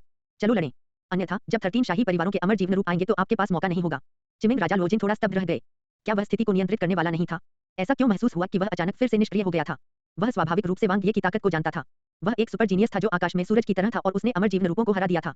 हालांकि वे मानव आभासी ब्रह्मांड में अमर जीवन रूप थे। वे आभासी दुनिया में सिर्फ डेटा थे। वे प्रतिभाओं या वंशावली को उजागर नहीं कर सके। उनके पास लौकिक सर्वोच्च खजाने या अविनाशी कलाकृतियां नहीं थीं, नहीं उनके पास अपने जीवन की बाजी लगाकर लड़ने का दृढ़ संकल्प और इच्छा शक्ति थी। चिमिंग परिवार पतन के कगार पर था। एकमात्र रास्ता वांग ये को मारना था। अन्यथा भले ही वे केवल जीवित रहने के लिए जीते हों, भविष्य में वे निश्चित रूप से वांग ये द्वारा उखाड़ दिए जाएंगे। इसके अलावा यही एकमात्र चीज थी जिसने उन्हें पुनर्जन्म को पार करने और एक निराशाजनक स्थिति में अमर स्तर तक पहुंचने में सहायता की। चाहे कीमत कुछ भी हो, उसे वांग ये को मारना ही था। उन्हें रेड रिवर कॉस्मिक नेशन की परवाह नहीं थी। भले ही वांग ये को मारने के बाद 13 शाही परिवारों ने उस पर अपना गुस्सा निकाला हो, वह बस किसी अन्य ब्रह्मांडीय राष्ट्र में जा सकता है और शुरुआत कर सकता है। एक अमर जीवन रूप के रूप में अपनी वर्तमान पहचान के साथ ब्रह्मांड में ऐसी कोई जगह नहीं थी जहां वह न जा सके। बूम, वांग ये ने अपनी चाल चली। उसने चिमिंग राजा लोजिन को दबाने के लिए तुरंत अपनी शीर्ष श्रेणी की आंतरिक दुनिया का इस्तेमाल किया। चरण 3 की आंतरिक दुनिया लगभग 90 गुना विस्तार और जीवन के दिव्य वृक्ष की ब्लैक होल स्तर तक सफलता के साथ पूरी तरह से बदल गई थी। चरण 3 चिमिंग राजा लोजिन ने शांतिपूर्वक और लापरवाही से जवाब दिया। वांग ये अकेले नहीं थे जिन्होंने परिवर्तन किया था। पुनर्जन्म चक्र को पार करने के बाद उन्हें उच्च आयामी ब्रह्मांड की ऊर्जा प्रदान की गई और उन्होंने बड़ी मात्रा में मूल शक्ति को अवशोषित किया। उसकी आंतरिक दुनिया में भी जबरदस्त बदलाव आए थे। परिवर्तन को महान भी कहा जा सकता है। उनकी उन्नत श्रेणी की अवस्था 4 आंतरिक दुनिया उनके दिमाग के साथ पूरी तरह से जुड़ी हुई थी। मूल शक्ति सघन थी और उसकी संकल्प शक्ति अवतरित हुई। चरण 3 की आंतरिक दुनिया की तुलना में यह एक गुणात्मक छलांग थी। नीचे उतरो। जैसे ही चिमिंग राजा लोजिन ने दहाड़ लगाई, उसकी आंतरिक दुनिया हिंसक रूप से हिल गई। सबसे सीधी टक्कर। चिमिंग राजा लोजिन के चेहरे पर आत्मविश्वास तुरंत जम गया। उस पर पहाड़ जैसा दबाव था। वांग ये की स्टेज 3 की आंतरिक दुनिया वास्तव में उससे बेहतर थी। असंभव। यह कैसे संभव हुआ? धमाका, धमाका, धमाका। इच्छा शक्ति बढ़ने के बावजूद वह अभी भी हार रहा था। वह इतना बड़ा क्यों है? चिमिंग राजा लोजिन ने अविश्वास का भाव प्रकट किया। आमने सामने की टक्कर के बाद ही उसे एहसास हुआ कि वांग ये की आंतरिक दुनिया का आकार उसकी आंतरिक दुनिया से कहीं अधिक है। इसके अलावा यह खाली नहीं था। वांग ये की शीर्ष श्रेणी की आंतरिक दुनिया ऊर्जा से भरी थी और उनका मूल बेहद दृढ़ था। पा पा पा जैसे ही वे टकराए, चिमिंग राजा लोजिन को नुकसान हुआ। उनका शरीर बेहद दबाव में था। सौभाग्य से आंतरिक दुनिया में जिस अंतर पर उसे गर्व था वह बहुत बड़ा नहीं था। अपने मन को शांत करते हुए चिमिंग राजा लोजिन ने फिर से हमला किया।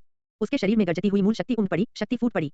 जब वह ब्लैक होल स्तर पर थे तब उनका शरीर, कोशिकाएं और ताकत पूरी तरह से अलग थे और उनकी युद्ध क्षमता में तेजी से वृद्धि हुई थी। पिंग टकराना। वांग ये ने टकराव को नहीं टाला। फ्लोइंग लाइट विंग ब्लेड और हेलफायर डेविल ब्लेड ने एक ही समय पर हमला किया। दो शीर्ष श्रेणी के सर्वोच्च खजानों ने असाधारण शक्ति प्रदर्शित की और ब्रह्मांडीय रहस्य एक के बाद एक उजागर होते गए। नरक की आग जलते समय अंधेरी शक्ति फूट पड़ी। अपने शीर्ष स्तर की आंतरिक दुनिया के दबाव के साथ वांग ये अजय था। Boom boom. चिमिंग राजा लोजिन नुकसान में थे। उन्होंने रक्षा को पूरी तरह छोड़कर आने वाले हमलों का मुकाबला हमलों से किया। वह एक अमर जीवन रूप था, इसलिए वांग ये उसे मार नहीं सका।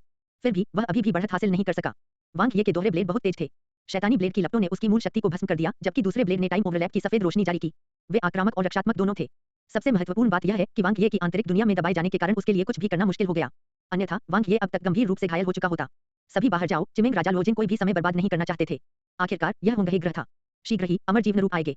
दहाड़ अपनी प्राचीन वंशावली को जागृत करने पर चिमिंग राजा लोजिन का शरीर गहरा लाल हो गया और उसके पीछे एक लाल राक्षस की छवि दिखाई दी। उसके शरीर से शक्ति की एक सतत धारा निकली और उसकी नजदीकी युद्ध शक्ति तुरंत विस्फोटक रूप से बढ़ गई। चिमिंग उग्र ज्वाला कुल्हाड़ी। लाल राक्षस के खून से प्रेरित होकर चिमिंग राजा लोजिन गुस्से में दहाड़ने लगा। उनका परिष्कृत शरीर मूल शक्ति से फूट पड़ा। लाल राक्षस ने हमले को बढ़ाया, जिससे कुल्हाड़ी के इरादे को संयोजन चरण को पार करने और एकमात्र इच्छा चरण तक पहुंचने की अनुमति मिल गई। उन्होंने अपने पूर्वजों से चली आ रही कुल्हाड़ी तकनीक को बखूबी प्रदर्शित किया, जिसे लाल राक्षस के रक्त के साथ मिलाने के बाद उन्होंने उच्च अनुकूलता प्राप्त की। बूम। उन्होंने अपने तुरुप के पत्ते का इस्तेमाल किया।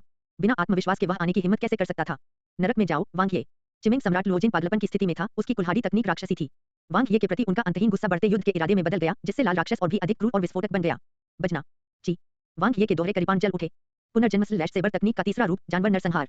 यह तुलना से परे दबंग था। हेलफायर डेविल ब्लेड की इच्छाशक्ति हमले में शामिल हो गई और स्टेज 7 बैटल स्पिरिट स्पेल का इस्तेमाल किया गया। वांग ये ने सीधे राजा रेडमिंग लोजिन पर हमला किया। साथ ही उन्होंने अपने समय के खजाने को भी सक्रिय कर दिया। अब जाल खींचने का समय हो गया था। वह वास्तव में अपनी पूरी ताकत से हमला करने से पहले 13 शाही परिवारों के अमर जीवन स्वरूप के आने का इंतजार करना चाहता था। आखिरकार एक अमर जीवन रूप को हराना आसान था, लेकिन उसे मारना मुश्किल था। दुर्भाग्य से चिमिंग राजा लोजिन अब और इंतजार नहीं कर सकते थे। चूंकि उसने अपना तुरुप का पत्ता पहले ही प्रकट कर दिया था, इसलिए वह केवल अंत तक उसका साथ दे सकता था। वह पहले उसे हराएगा। जहां तक इस बात का सवाल है कि क्या वह दूसरे पक्ष को मार सकता है, तो वह केवल अपना सर्वश्रेष्ठ प्रयास कर सकता है। ब्लू लाइटनिंग किट जारी किया गया और इसका दूसरा ब्रह्मांडीय रहस्य उजागर हुआ। नियंत्रण। समय का पिंजरा डाला गया और समय की ओवरलैपिंग छाया एक पिंजरे में बदल गई, जिसने चिमिंग राजा लोजिन को घेर लिया। टाइम ओवरलैप में उनकी अत्यधिक उच्च उपलब्धि ने टाइम केज के नियंत्रण प्रभाव को और भी मजबूत बना दिया। बिजली के हमले की नीली उत्पत्ति प्रचुर मात्रा में मूल ऊर्जा के साथ अमर जीवन रूपों को पर्याप्त नुकसान नहीं पहुंचा सकी। केवल हेलफायर डेविल ब्लेड ही कुछ कर सकता था। अपने शीर्ष क्रम के करीपान हृदय के साथ पुनर्जन्म स्लैश करीपान तकनीक को क्रियान्वित करते हुए वांग ये पानी में मछली की तरह थे। चिमिंग राजा लोजिन का सामना करते समय वह थोड़ा भी नहीं डगमगाया, जिसने अपनी खूनी शक्ति का प्रदर्शन किया था। उसने आक्रमण जारी रखा। ब्लेड और कुल्हाड़ी टकरा गए और समय बदल गया। चौतरफा दमन। लाल विशालकाय की छवि को तोड़ दिया गया था और हेलफायर डेविल ब्लेड की लपटों ने चिमिंग राजा लोजिन के लाल शरीर को भस्म कर दिया था। अमर जीवन रूप बहुत मजबूत हो सकते हैं, जैसे कि प्राइमर्डियल स्टार के लोग, जिनके लिए वांग ये ने स्वीकार किया कि उनका कोई मुकाबला नहीं है। लेकिन चिमिंग राजा लोजिन योग्य नहीं थे। चकनाचूर। पूरी तरह टूट गया। वह इतना मजबूत कैसे हो सकता है। चिमिंग राजा लोजिन की आंखें चौड़ी हो गईं। उनका घायल शरीर ठीक होने और फिर से घायल होने के चक्र में प्रवेश कर गया, जिससे उनकी मूल शक्ति क्षीण हो गई। वांग ये की ताकत उनकी उम्मीदों से कहीं अधिक थी। अपनी मूल योजना में अगर वह पूरी ताकत लगा देता तो कम से कम वह वांग ये से तब तक लड़ने में सक्षम होता जब तक कि दोनों पक्ष घायल नहीं हो जाते। 13 शाही परिवारों के अमर जीवन रूपों के आने से पहले वह उन्हें मार भी सकता था। उसे उम्मीद नहीं थी कि वांग ये हास्यास्पद रूप से मजबूत होगा। विशेष रूप से समय में दूसरे पक्ष की उच्च उपलब्धियों के साथ उसे घायल करना भी मुश्किल था। आमने सामने की झड़पों में लगातार हार के बाद चिमिंग किंग लोजिन ने पाया कि वह वांग ये के लिए कुछ नहीं कर सकते। उसका हृदय तुरंत ठंडा हो गया। वह जानता था कि इस बार वह असफल हो गया है। पीछे हटना। चिमिंग राजा लोजिन ने संकोच नहीं किया। जब तक जीवन था, आशा थी। यदि वह अब वांग ये को नहीं मार सकता, तो वह बस इंतजार कर सकता था। वह रेड रिवर कॉस्मिक नेशन को छोड़ देगा, फिर से विकसित होने के लिए एक दुश्मन कॉस्मिक राष्ट्र में जाएगा और उच्च आयामी ब्रह्मांड में अवसरों की तलाश करेगा। वह एक अमर जीवन रूप, शाश्वत और अविनाशी था। भविष्य में बहुत सारे अवसर मिलेंगे। क्या समय मुझे फंसा सकता है, चिमिंग राजा लोजिन ने उपहास किया। हालांकि समय पर उनकी महारत वांग ये जितनी अच्छी नहीं थी, फिर भी वे एक उच्च आयामी अमर जीवन रूप थे। ऊंचे सुविधाजनक बिंदु से नीचे देखने पर समय की बेड़ियों को तोड़ना मुश्किल नहीं था। इसके अलावा उसके पास अभी भी अपनी मूल शक्ति का आधा हिस्सा था, इसलिए केवल उसकी ताकत ही उसे तोड़ने के लिए पर्याप्त थी। बूम। विशाल कुल्हाड़ी ने टाइम केज को फाड़ दिया, जबकि बिजली की नीली उत्पत्ति एक जोरदार धमाके के साथ फट गई। विनाशकारी हमले ने चिमिंग राजा लोजिन का चेहरा ठंडा कर दिया। उसका टूटा हुआ शरीर सुधर गया और उसकी मूल शक्ति एक बार फिर भस्म हो गई। नीच। चिमिंग राजा लोजिन ने अपने दांत पीस लिए और जाने ही वाले थे कि अचानक शून्य रोशनी और छाया से भर गया। सैकड़ों सफेद आभामंडल आकाश से उतरे और एक डोमेन में बदल गए। प्रकाश की घनीभूत उत्पत्ति ने उसे ढक दिया, उसे आसपास के स्थान से अलग कर दिया। अच्छा नहीं, चिमिंग राजा लोजिन को खतरे का आभास हुआ। इस बार चाहे समय की प्राप्ति हो या खजाने की शक्ति, यह पहले से कहीं अधिक श्रेष्ठ थी। वह डोमेन के भीतर फंस गया था और आसपास का वातावरण रोशनी से भर गया था। वह तुरंत अनंत समय चक्रों की दुनिया में गिर गया। REWBLCM। चिमिंग राजा लोजिन ने अपनी वंशावली जलाना जारी रखा। लाल राक्षस का खून उसकी मूल शक्ति के साथ मिल गया और बेतहाशा विस्फोट हुआ, जिसने दुनिया को टुकड़े टुकड़े कर दिया। वह बलपूर्वक घुसने और एक रास्ता खोजने के लिए शक्तिशाली हमलों का उपयोग करने का प्रयास कर रहा था। इस समय वांग ये फिर से सफेद रोशनी में दिखाई दिए और समय क्षेत्र में उनके साथ लड़ाई की। उनके बीच अनगिनत वार हुए और दबाव बढ़ता जा रहा था। चिमिंग राजा लोजिन की अभिव्यक्ति बदसूरत थी। उसने चारों ओर देखा और डोमेन पर पागलपन से हमला किया। हालांकि शुरुआती दौर में उन्होंने बहुत सारी मूल शक्ति का उपयोग किया था। भयंकर हमलों की लहर के बाद वांग ये की लहर के साथ मिलकर वह परेशानी में था और उसके पास जारी रखने का कोई रास्ता नहीं था। लगातार घायल होने के बाद उनकी लड़ने की भावना बेहद कम हो गई थी। चिमिंग राजा लोजिन गुस्से से दहाड़ने लगे। चिमिंग रेजिंग फ्लेम एक्स को उसकी सीमा तक फैलाया गया था। लाल राक्षस का खून जल रहा था और उसकी इच्छाशक्ति अपनी सीमा तक पहुंच गई थी। आखिरकार उसने एक दरार पैदा की और भाग निकला। वांग ये उसे मार नहीं सका। वह चिमिंग राजा लोजिन ने ब्लैक होल और पुनर्जन्म के माध्यम से भी इसे पार कर लिया था। वह संभवतः यहाँ कैसे मर सकता है? चर्चा चर्चा चर्चा। एक स्थानिक दरार खुल गई थी। अचानक उसके कानों में घंटी बजी। समय इस क्षण मानो रुक गया हो। उच्च श्रेणी का सर्वोच्च खजाना, स्टेटिक वर्ल्ड। घंटी की आवाज अचानक धीमी होने की आवाज सुनकर चिमिंग राजा लोजिन की आंखें चौड़ी हो गईं। ऐसा लगा मानो उसका जीवन समाप्त हो गया हो। ची ची ची। सभी दिशाओं से सैकड़ों आभामंडल प्रकट हुए। ब्रह्मांडीय रहस्य सौ छायाएं। आश्चर्यजनक गति और शक्ति के साथ इसने पलक झपकते ही चिमिंग राजा लोजिन के शरीर को टुकड़े टुकड़े कर दिया और उसकी मूल शक्ति को नष्ट कर दिया। वांग ये के हाथ में हेलफायर डेविल ब्लेड का लौकिक रहस्य उजागर हो गया था। आसमान से हुए हमले ने सब कुछ चकनाचूर कर दिया। भयानक नरक की आग में जलने लगा। बूम। प्रथम डिग्री अमर जीव नरूप को मार डाला। वन विकास बिंदु प्राप्त किया। वांग ये थोड़ा स्तब्ध था। क्या अमर जीव नरूपों को मारने से विकास बिंदु प्राप्त हुए थे? क्या उन्हें अमर स्तर के मनुष्यों को मारकर भी प्राप्त किया जा सकता है? साथ ही क्या वन इवोल्यूशन पॉइंट एक सामान्य इनाम था या उच्च स्तर के किसी व्यक्ति को मारने का इनाम था? इसका विस्तार से अध्ययन करने का समय नहीं था क्योंकि इस समय हवा में किसी चीज के सीटी बजाने की आवाज दूर से सुनाई दे रही थी। पलक झपकते ही एक शक्तिशाली आभा बिखेरता हुआ एक अमर जीव नरूप प्रकट हुआ। चिमिंग राजा लोजिन को देखकर जिसका शरीर चूर-चूर हो गया था और अब उसके पास कोई मूल शक्ति नहीं थी, उसकी आंखें चमक उठीं। तुमने उसे मार डाला? अमर जीव नरूपी ने वांग ये को घूर कर देखा। और क्या? सजा से बचने के लिए उसने आत्महत्या कर ली? वांग ये मुस्कुराए। शाही परिवारों का अमर जीवन स्वरूप। झपट्टा मारना, झपट्टा मारना, झपट्टा मारना। इसके तुरंत बाद कई अमर जीव नरूप आए। वे बहुत तेजी से आए, लेकिन यह लड़ाई और भी तेजी से समाप्त हो गई। वांग ये उदासीन दिखे। पहले अनडाइंग लाइफ फॉर्म शिंदी की तुलना में चिमिंग किंग लोजिन बहुत मजबूत था। विशेष रूप से उनकी रक्त संयुक्त करीबी युद्ध क्षमता और उन्नत रैंक चरण 4 की आंतरिक दुनिया ने इसे एक कठिन लड़ाई बना दिया होता अगर यह पहले होता। हालांकि शिंदी को हराने की तुलना में उसे मारना बहुत आसान था। ऐसा नहीं था कि दूसरी पार्टी कमजोर थी, बल्कि वह अब बहुत मजबूत था। उसे विश्वास था कि वह इन शाही परिवारों के अमर जीव नरूपों को भी हरा सकता है, हालांकि उन्हें मारना भाग्य पर निर्भर करेगा।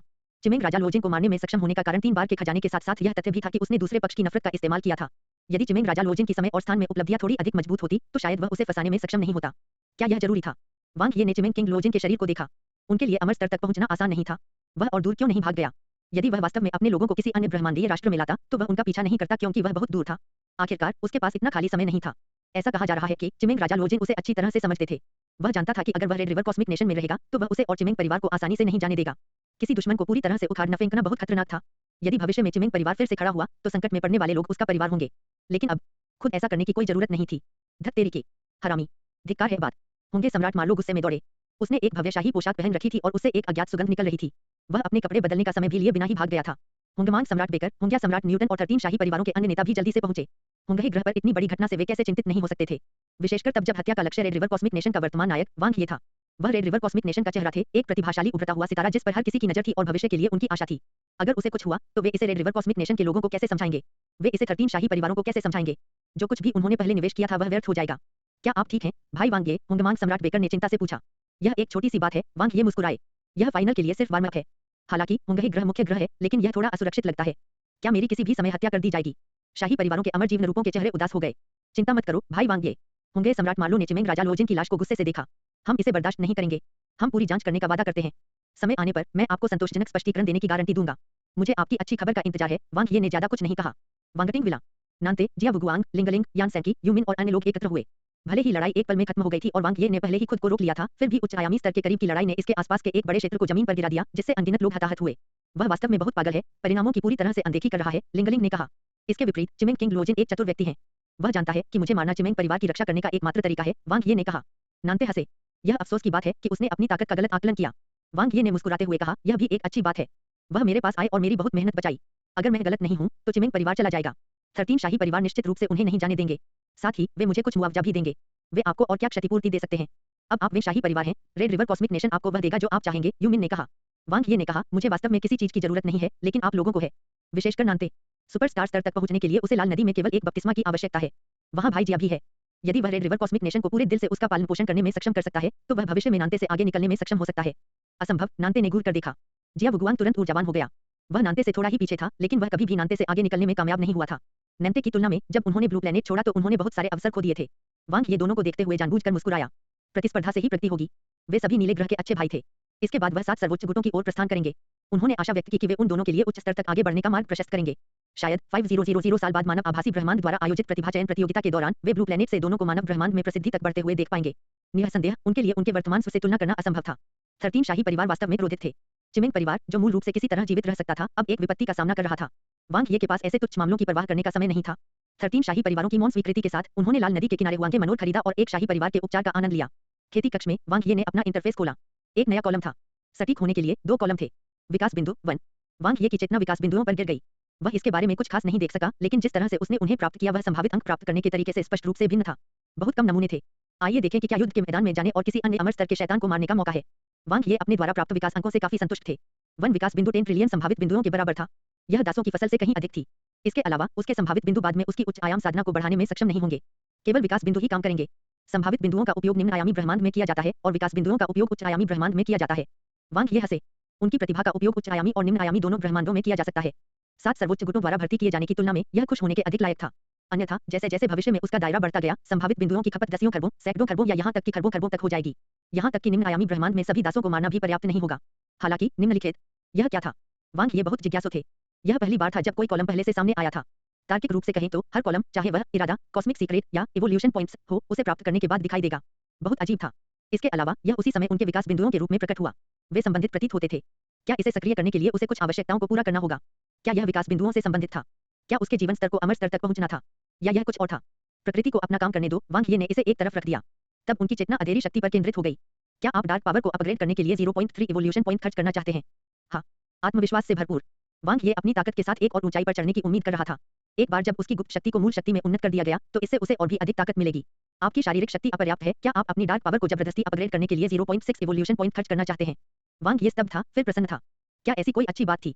पहले जब वह अपनी डार्क फोर्स को बेहतर बनाने की कोशिश कर रहा था, तो उसने इसे एक बार जबरदस्ती अपग्रेड कर दिया था। उस समय उनके भौतिक शरीर में तेजी से सुधार हुआ था। एक अन्य अवसर पर जब उन्होंने पुनर्जन्म स्लैश सेबर तकनीक को जबरदस्ती सीमित कर दिया, तो उनकी इच्छाशक्ति सीधे उच्च स्तर पर पहुंच गई। यह न केवल एक जबरदस्ती किया गया अपग्रेड था, बल्कि यह शरीर को अत्यधिक मजबूत करने वाला भी था। हाँ। वांग ये की आंखें तेज थीं, आश्चर्य के आने का इंतजार कर रही थीं। आत्मा की ऊर्जा अपर्याप्त, क्या आप अपनी डार्क पावर को जबरदस्ती अपग्रेड करने के लिए 0.9 इवोल्यूशन पॉइंट खर्च करना चाहते हैं? वांग ये स्तब्ध रह गए। क्या अच्छी चीजें जोड़ियों में आती हैं? क्या वह भाग्यशाली निकला? एक बार अपनी अधेरी शक्ति को उन्नत करने से उसे अपनी आत्मा की शक्ति भी बढ़ाने में मदद मिलेगी। वह आज बहुत भाग्यशाली था। उत्पत्ति शक्ति अमर जीवन रूपों से संबंधित है, जो उच्च आयाम के हैं। अमर जीवन रूप की प्रत्येक कोशिका में एक आत्मा की छाप होती है। मूल शक्ति शरीर में मौजूद है, लेकिन यह आत्मा की ऊर्जा से भी अटूट रूप से जुड़ी हुई है। वांग ये समझ गए। इसलिए मूल शक्ति प्राप्त करने के लिए किसी की शारीरिक शक्ति और आत्मिक ऊर्जा अपरिहार्य थी। 1 मिनट रुकिए, किसी और चीज की जरूरत तो नहीं होगी ना? उसके विकास बिंदु पर्याप्त नहीं थे। हाँ। वांग ये ने फिर इसकी पुष्टि की। इस बार कोई नोटिफिकेशन नहीं आया। 0.9 विकास बिंदुओं का उपभोग किया गया और जेड नक्काशी वाली प्रकाश गेंद जल उठी। एक पल में एक अतुलनीय रूप से शक्तिशाली ऊर्जा प्रकट हुई, जो दूर के उच्च आयामी ब्रह्मांड से उतरती हुई प्रतीत हो रही थी। वाह! उनके शरीर में भारी परिवर्तन आया और उनके मानस की गहराइयां हिल गईं। उच्च आयामों से जुड़ते हुए अधेरी शक्ति बेतहाशा बढ़ी। असीम ऊर्जा एकत्रित होकर शुद्ध मूल शक्ति में बदल गई। वह उसके शरीर में उग आया और झरने की तरह इकट्ठा हो गया। आत्मा की ऊर्जा और भौतिक शरीर मूल शक्ति के साथ पूरी तरह से जुड़े हुए थे। चेतना के क्षेत्र में वांग ये ने खुद को समझा और मूल शक्ति के उपयोग में महारत हासिल की। उच्च आयामी ब्रह्मांड में रहते हुए उन्होंने ब्रह्मांड की सबसे मौलिक शक्ति, सामग्री के पद का मूल प्राप्त किया। एक पल में उसे आत्मज्ञान महसूस हुआ। तो यह मूल शक्ति है। उच्च आयामी मूल शक्ति सामग्री का मार्ग। वांग ये प्रबुद्ध थे। उनका शरीर पूरी तरह बदल चुका था। उत्पत्ति शक्ति उसके शरीर में प्रसारित हुई, लेकिन यह उसकी कोशिकाओं में विलीन नहीं हुई। आत्मा की छाप भी प्रकट नहीं हुई। यह महज अधेरी शक्ति का रूपांतरण था। यह उस मूल शक्ति से भिन्न था जो उच्च आयामी परिवर्तन से गुजरने के बाद चिमेंग राजा लोजिन के मांसल शरीर द्वारा स्वाभाविक रूप से उत्पन्न हुई थी। लेकिन सार में कोई अंतर नहीं था। यह बहुत शक्तिशाली था। चीजुआन की ताकत को कम करके आंका गया है। वांग ये को अपने शरीर में शक्तिशाली मूल शक्ति का उदय महसूस हुआ। परिवर्तन के बाद उसका शरीर लगभग चीजुआन जितना ही भयानक था। चीजुआन बहुत शक्तिशाली था। सुपरनोवा प्रोडिजी टूर्नामेंट में उनके शरीर की ताकत सहित सामग्री का उनका पद सबसे मजबूत था। इसमें कोई आश्चर्य नहीं कि उन्हें एक उच्च आयाम वाले भगवान ने एक शिष्य के रूप में अपना लिया। लेकिन नोंग बी की खासियत क्या थी? वह बिल्कुल साधारण लग रहा था। यह विचार वांग ये के मन में कौंध गया क्योंकि उसने अपने मानस में परिवर्तन महसूस किया। उसकी ऊर्जा पूरी तरह से बढ़ गई थी। FREBNOVO उनकी आत्मा की ताकत लगभग जीमेंगनी के बराबर थी। चाहे वह प्राइमल यूनिवर्स इवोल्यूशन तकनीक का अभ्यास करना हो या जादू करने की क्षमता, दोनों के प्रभावों में जबरदस्त सुधार हुआ है। यह बहुत बढ़िया था। क्या अनंत राष्ट्रों में से चुने हुए लोग स्वाभाविक रूप से मजबूत थे? वह भी बहुत ताकतवर था। उन्होंने वर्तमान को सभी पहलुओं में बदल दिया था। न केवल उनमें कोई कमजोरी नहीं थी, बल्कि उनकी ताकतें भी स्पष्ट थीं। भले ही उसके पास पर्याप्त मजबूत वंशावली या शक्तिशाली ब्रह्मांडीय खजाना नहीं था, फिर भी वह सुपरनोवा प्रोडिजी टूर्नामेंट में प्रथम श्रेणी में प्रवेश करने के लिए पर्याप्त था। वह अब जियान युयान, डोंगेंग वानी, पाओ बाई बाई, वेनर, चीजुआन आदि जैसे शीर्ष विशेषज्ञों के साथ प्रतिस्पर्धा कर सकता है। 3 साल की तैयारी का आदर्श अंत हुआ। यूनजो इटर्नल नेशन की दिव्य बादल मस्जिद। सफेद बादलों से ढकी धन्य भूमि में जियान युयान ने धीरे से अपनी आंखें खोली और खड़ी हो गई। उसके हाथ में सफेद जेड तलवार गूंज रही थी। उत्कृष्ट श्रेणी के सर्वोच्च खजाने के उत्साह को महसूस करते हुए जियान युयान ने एक दुर्लभ मुस्कान प्रकट की। संपूर्ण तलवार हृदय के साथ उसने प्राइमोर्डियल स्टार में प्रवेश करने के अपने अधिकांश लक्ष्य पहले ही हासिल कर लिए थे। इस यात्रा का सही अंत करना ही बाकी रह गया था। वह छोटी उम्र से ही नंबर 1 रही थी। इस बार अपवाद नहीं होगा। शिक्षक, मैं जा रहा हूँ। जियान युयान ने अपना सिर असीम क्षितिज की ओर थोड़ा झुका लिया। सेलेस्टियल क्लाउड मस्जिद को अपनी प्रतिष्ठा की परवाह नहीं थी, लेकिन यूनजो इटर्नल नेशन को थी। उनमें से एक के रूप में वह अपने देश की ओर से यह साबित करना चाहती थी कि यूनजो शाश्वत राष्ट्र किसी भी अन्य शाश्वत राष्ट्र से कमजोर नहीं है। वेक्सिन शाश्वत राष्ट्र। यह 3 सबसे शक्तिशाली शाश्वत राष्ट्रों में से एक था। हर दृष्टि से यह 10 शाश्वत राष्ट्रों में सर्वश्रेष्ठ में से एक था। वेक्सिन इटर्नल नेशन में जन्मे कृषकों को अक्सर दृढ़ इच्छाशक्ति का आशीर्वाद प्राप्त होता था। भले ही यह पुनर्जन्म चक्र से गुजर रहा हो या उच्च आयामी ब्रह्मांड में कदम रख रहा हो और उच्च स्तर तक पहुंच रहा हो, वे आधे प्रयास के साथ दोगुना परिणाम प्राप्त कर सकते थे। हृदय चक्र मंदिर। हुई जी और किंग फेंग जेनकिंग इंतजार कर रहे थे। पहला, एक बूढ़ा भिक्षु ध्यान की अवस्था में प्रवेश कर गया, उसका चेहरा भावहीन था। बाद वाले ने अपनी ठुड्डी ऊंची कर रखी थी और उसका चेहरा तनावग्रस्त था। बजना, एक गगनभेदी घंटी बजी। चरमराहट। भव्य हॉल का दरवाजा धीरे से खुला। हरे रंग का लबादा पहने और पीठ पर भाला लादे एक युवक लाप्रवाह मुस्कान के साथ बाहर चला गया। उसकी चमकीली नील आंखें दुनिया के पुनर्जन्म के माध्यम से देख सकती थीं, लेकिन वे अभी भी एक अविचल झील की तरह स्पष्ट और शांत थीं। जी गेदी जीवान जेल से बाहर चले गए। मुझे पता था कि तुम बाहर आओगे, भाई जीऊ, किफेंग जेंक्विंग ने अपने हाथ उसकी पीठ के पीछे रखे और उसकी मुट्ठियां कसकर भींच लीं। उसका चेहरा एक युवा मुस्कान से भर गया था। मुझे आश्चर्य है कि मुझसे दिन में 100 बार कौन पूछता है। हुई जी ने अपनी हथेलियां एक साथ रख दी। बकवास। किफेंग जेंकिंग का चेहरा लाल हो गया जैसे ही उसने उसकी ओर देखा।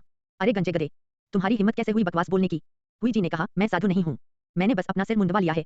इसके अलावा आप वास्तव में भाई जीऊ के बारे में चिंतित हैं। आप इसे स्वीकार करने का साहस क्यों नहीं करते? अरे गंजा भिक्षु, मैं तुम्हें मार डालूंगा। क्योफेंग जेंक्विंग ने गुस्से में अपनी तलवार खींच ली।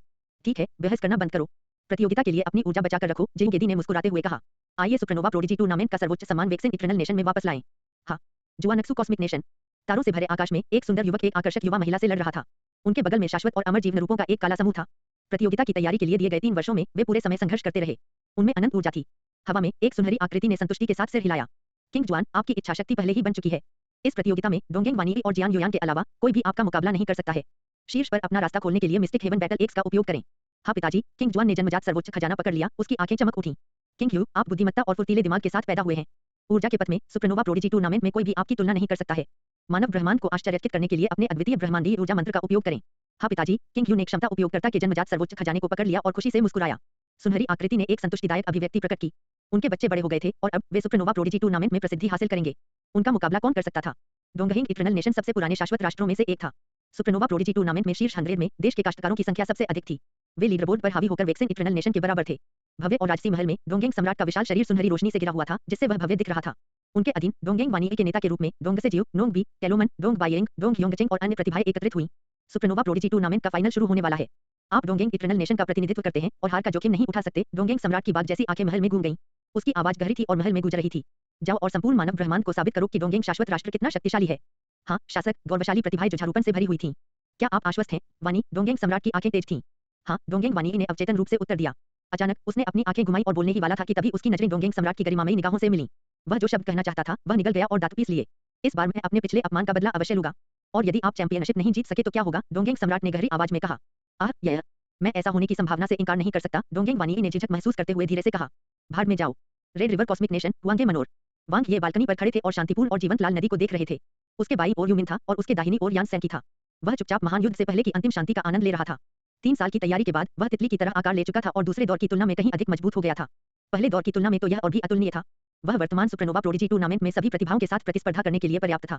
यह अपनी ताकत साबित करने का समय था। वह एक छोटे से देश का छिपा हुआ मोती फाइनल तक पहुंचने के लिए भाग्य पर निर्भर नहीं रहा। जाओ और अपने लिए मानव ब्रह्मांडीय जयकार करो, यूमिन मुस्कुराया।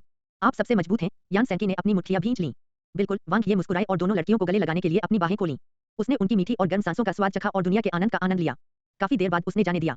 मेरी विजयी वापसी की प्रतीक्षा करें, हम फिर सगाई कर लेंगे। वांग ये ने बहुत आराम महसूस करते हुए मानव आभासी ब्रह्मांड में प्रवेश किया। वह सबसे कम तनाव में था क्योंकि उसे कोई पसंद नहीं था, नहीं वह किसी शाश्वत राष्ट्र का प्रतिनिधित्व करता था। रेड रिवर कॉस्मिक नेशन के लिए यह पहले से ही एक चमत्कार था कि वांग ये यहाँ तक पहुंच गया। प्रतिभा चयन के इतिहास पर नजर डालें तो ब्रह्मांडीय राष्ट्र स्टारफील्ड से कितनी प्रतिभाएं फाइनल तक पहुंच सकीं। उनमें से केवल मुट्ठी भर लोग थे। रेड रिवर कॉस्मिक नेशन वांग ये को फाइनल के मंच पर देखकर पहले से ही संतुष्ट था। और क्या उन्हें उनसे चैंपियनशिप जीतने के लिए कहना चाहिए? उनके सपनों में भी नहीं। सभी को नमस्कार। वांग ये ने विशेष तैयारी स्थल में प्रवेश किया और मुस्कुराते हुए दूसरों का स्वागत किया। वहां पहले से ही दर्जनों प्रतियोगी मौजूद थे। विशाल स्थान बिल्कुल खाली लग रहा था। दूसरे दौर में 100,000 प्रतिभागी थे। अब केवल 100 लोग बचे थे। मेरा अनुमान है। नोंग बी फाइनल के नियमों का विश्लेषण कर रहा था। वांग ये, जब डोंगसे जीव ने वांग ये को देखा तो उसने तुरंत प्रसन्न भाव प्रकट किया और नोंग बी को पीछे छोड़ते हुए भाग गई। जीव और वांग ये को देखते ही नोंग बी का मुंह खुला रह गया। उसके मुंह के कोने हल्के से हिल गए। डोंग बेयिंग ने भावहीन ढंग से उसके कंधे को थपथपाया। दोस्त, वे सिर्फ दोस्त हैं, नोंग बी ने जल्दी से कहा। ओह, डोंग बेयिंग ने सिर हिलाया। मैं सचमुच ठीक हूँ। जीव और मैं ठीक हैं, नोंग बी ने जल्दी से कहा। ओह, डोंग बेयिंग ने फिर सिर हिलाया। नोंग बी ने अपना सिर घुमाया और फुसफुसाया। वह अपने दिल में गरजा, मैं जीव को निश्चित रूप से वापस लाऊंगा। यदि उसके पास मौका होता तो वह खुद वांग ये को खत्म कर देता और जीव को बताता कि वह सबसे मजबूत आदमी था। वांग ये, पिछले 3 वर्षों से आपकी तैयारी कैसी है? डोंगसे जीव इस तरह मुस्कुराई जैसे वह पहले से बिल्कुल अलग व्यक्ति हो। यह ठीक है। बात सिर्फ इतनी है कि जब मैं खेती करता था तो कभी-कभी मेरा ध्यान भटक जाता था। वांग ये ने डोंगसे जीव की ओर देखा। क्यों? डोंगसे जीव आश्चर्यचकित था। मुझे नहीं पता। वांग ये ने बहुत स्वाभाविक रूप से उसका कोमल छोटा हाथ पकड़ लिया। नोंग बी की आंखें चौड़ी हो गईं। बेशर्म, यह आदमी तो बहुत बेशर्म था। जल्दी से उसे जाने दो, बदमाश। मैं भी। डोंगसे जीव ने अपने होंठ काटे और वांग ये की ओर देखा। वैसे क्या आपने तय कर लिया है कि कहाँ जाना है? अभी नहीं। आपके बारे में क्या? वांग ये ने कहा। मैं। डोंगसे जीव मूल रूप से प्रिमोर्डियल स्टार कहना चाहती थी, लेकिन उसने अपने शब्द बदल दिए। मैंने अभी तक फैसला नहीं किया है। आप जहां भी जाएंगे मैं वहां जाऊंगा। ठीक है, वांग ये हंसे। जब अपना रवैया दिखाने का समय आया तो शर्मिंदा होने की कोई जरूरत नहीं थी। जीव को सीधे सादे लड़के पसंद थे। अगर उसे कोई पसंद आ जाए तो कोई भी कुछ भी कर सकता है। यदि उसने ऐसा नहीं किया तो इससे कोई फर्क नहीं पड़ता कि किसी ने क्या किया। उन दोनों ने कुछ देर तक बातचीत की और अधिक से अधिक प्रतियोगी हॉल में दिखाई दिए। स्क्रीन पर उल्टी गिनती तेजी से शून्य पर पहुंच गई। वाह, बत्तियां जल उठी। स्क्रीन पर 100 फाइनलिस्ट की सूची दिखाई दी। उन्हें अलग अलग रंगों के 3 ब्लॉकों शीर्ष, मध्य और नीचे में विभाजित किया गया था और दूसरे दौर की रैंकिंग के अनुसार व्यवस्थित किया गया था। इसके तुरंत बाद सबके सामने रोशनी की एक परत दिखाई दी। एक पर एक एलिमिनेशन मैच। वांग ये आश्चर्यचकित नहीं थे। वह लंबे समय से समझ गया था कि प्रतिभा चयन प्रतियोगिता का फाइनल युद्ध कौशल की सबसे सीधी लड़ाई थी। स्लॉटर और प्रिमोर्डियल स्टार की अनंत दुनिया ने पहले ही सुपरस्टार स्तर की प्रतिभाओं को चुन लिया था जो वे चाहते थे। जो कुछ बचा था वह तीव्र द्वंद्व था जो एक पक्ष के मारे जाने के साथ समाप्त हुआ। प्रतियोगिता स्थल एक मानक द्वंद्व युद्ध की दुनिया थी जिसमें युद्ध कौशल में कोई विचलन नहीं था। अंततः यह सब ताकत के बारे में था। फाइनल इनाम। शीर्ष 32 को एक अमर स्तर का प्राकृतिक खजाना प्राप्त होगा। शीर्ष 16 को जीवन का अमरस्तरीय खजाना प्राप्त होगा। शीर्ष 1 को एक उत्कृष्ट श्रेणी का ब्रह्मांडीय सर्वोच्च खजाना प्राप्त होगा। शीर्ष 4 को शाश्वत स्तर का प्राकृतिक खजाना प्राप्त होगा। प्रथम उपविजेता को जीवन का शाश्वत स्तर का खजाना मिलेगा। चैंपियन को एक जन्मजात सर्वोच्च खजाना मिलेगा। अंतिम रैंकिंग के अनुसार वध की अनंत दुनिया और प्राइमर्डियल स्टार अलग अलग प्रशिक्षण योजनाएं और संबंधित पुरस्कार प्रदान करेंगे। प्रतियोगिता को 3 विशेषज्ञ चुनौती राउंड, फ्री मैच प्रतियोगिता के 2 राउंड और फाइनल के 2 राउंड में विभाजित किया गया है। विशेषज्ञ चुनौती दौर। एक सच्चा विशेषज्ञ चुनौतियों से नहीं डरता। पहले दौर में निचले क्षेत्र के प्रतिभागियों को उस प्रतिद्वंद्वी को चुनौती देने का अधिकार दिया जाएगा जिसे आप मध्य क्षेत्र से सबसे अधिक चुनौती देना चाहते हैं। यदि एक से अधिक व्यक्ति एक ही प्रतिद्वंद्वी को चुनौती देते हैं तो सबसे कम रैंकिंग वाले प्रतिभागी को चुनौती देने की प्राथमिकता मिलेगी। वांग ये ने तुरंत नियम पढ़ना समाप्त कर दिया। दूसरे दौर की तुलना में जहां उन्हें नियम निकालने थे यह बहुत आसान था। बस लड़ो। हालांकि वे सभी उसे क्यों घूर रहे थे? वांग ये ने चारों ओर देखा और महसूस किया कि वह ध्यान का केंद्र बन गया है। क्या वे सभी अंधे थे? पहला दौर निचले क्षेत्र के लोगों के लिए था ताकि मध्य क्षेत्र के लोगों को चुनौती दी जा सके। उनकी प्रारंभिक रैंकिंग तीसरी थी। स्क्रीन पर देखो, वह ऊपरी क्षेत्र में था। उन्हें पहले राउंड में हिस्सा नहीं लेना पड़ा, यहाँ तक कि अगर वे उसे एक पुशओवर के रूप में मानना चाहते थे तो भी उन्हें ऐसा करने के लिए दूसरे दौर तक इंतजार करना होगा। वाह, यह अभी भी अज्ञात था कि धक्का देने वाला कौन था। यदि उपन्यास के बीच में कोई अध्याय गायब है, मूल साइट पर लुप्त अध्याय का कोई अध्याय अद्यतन नहीं है,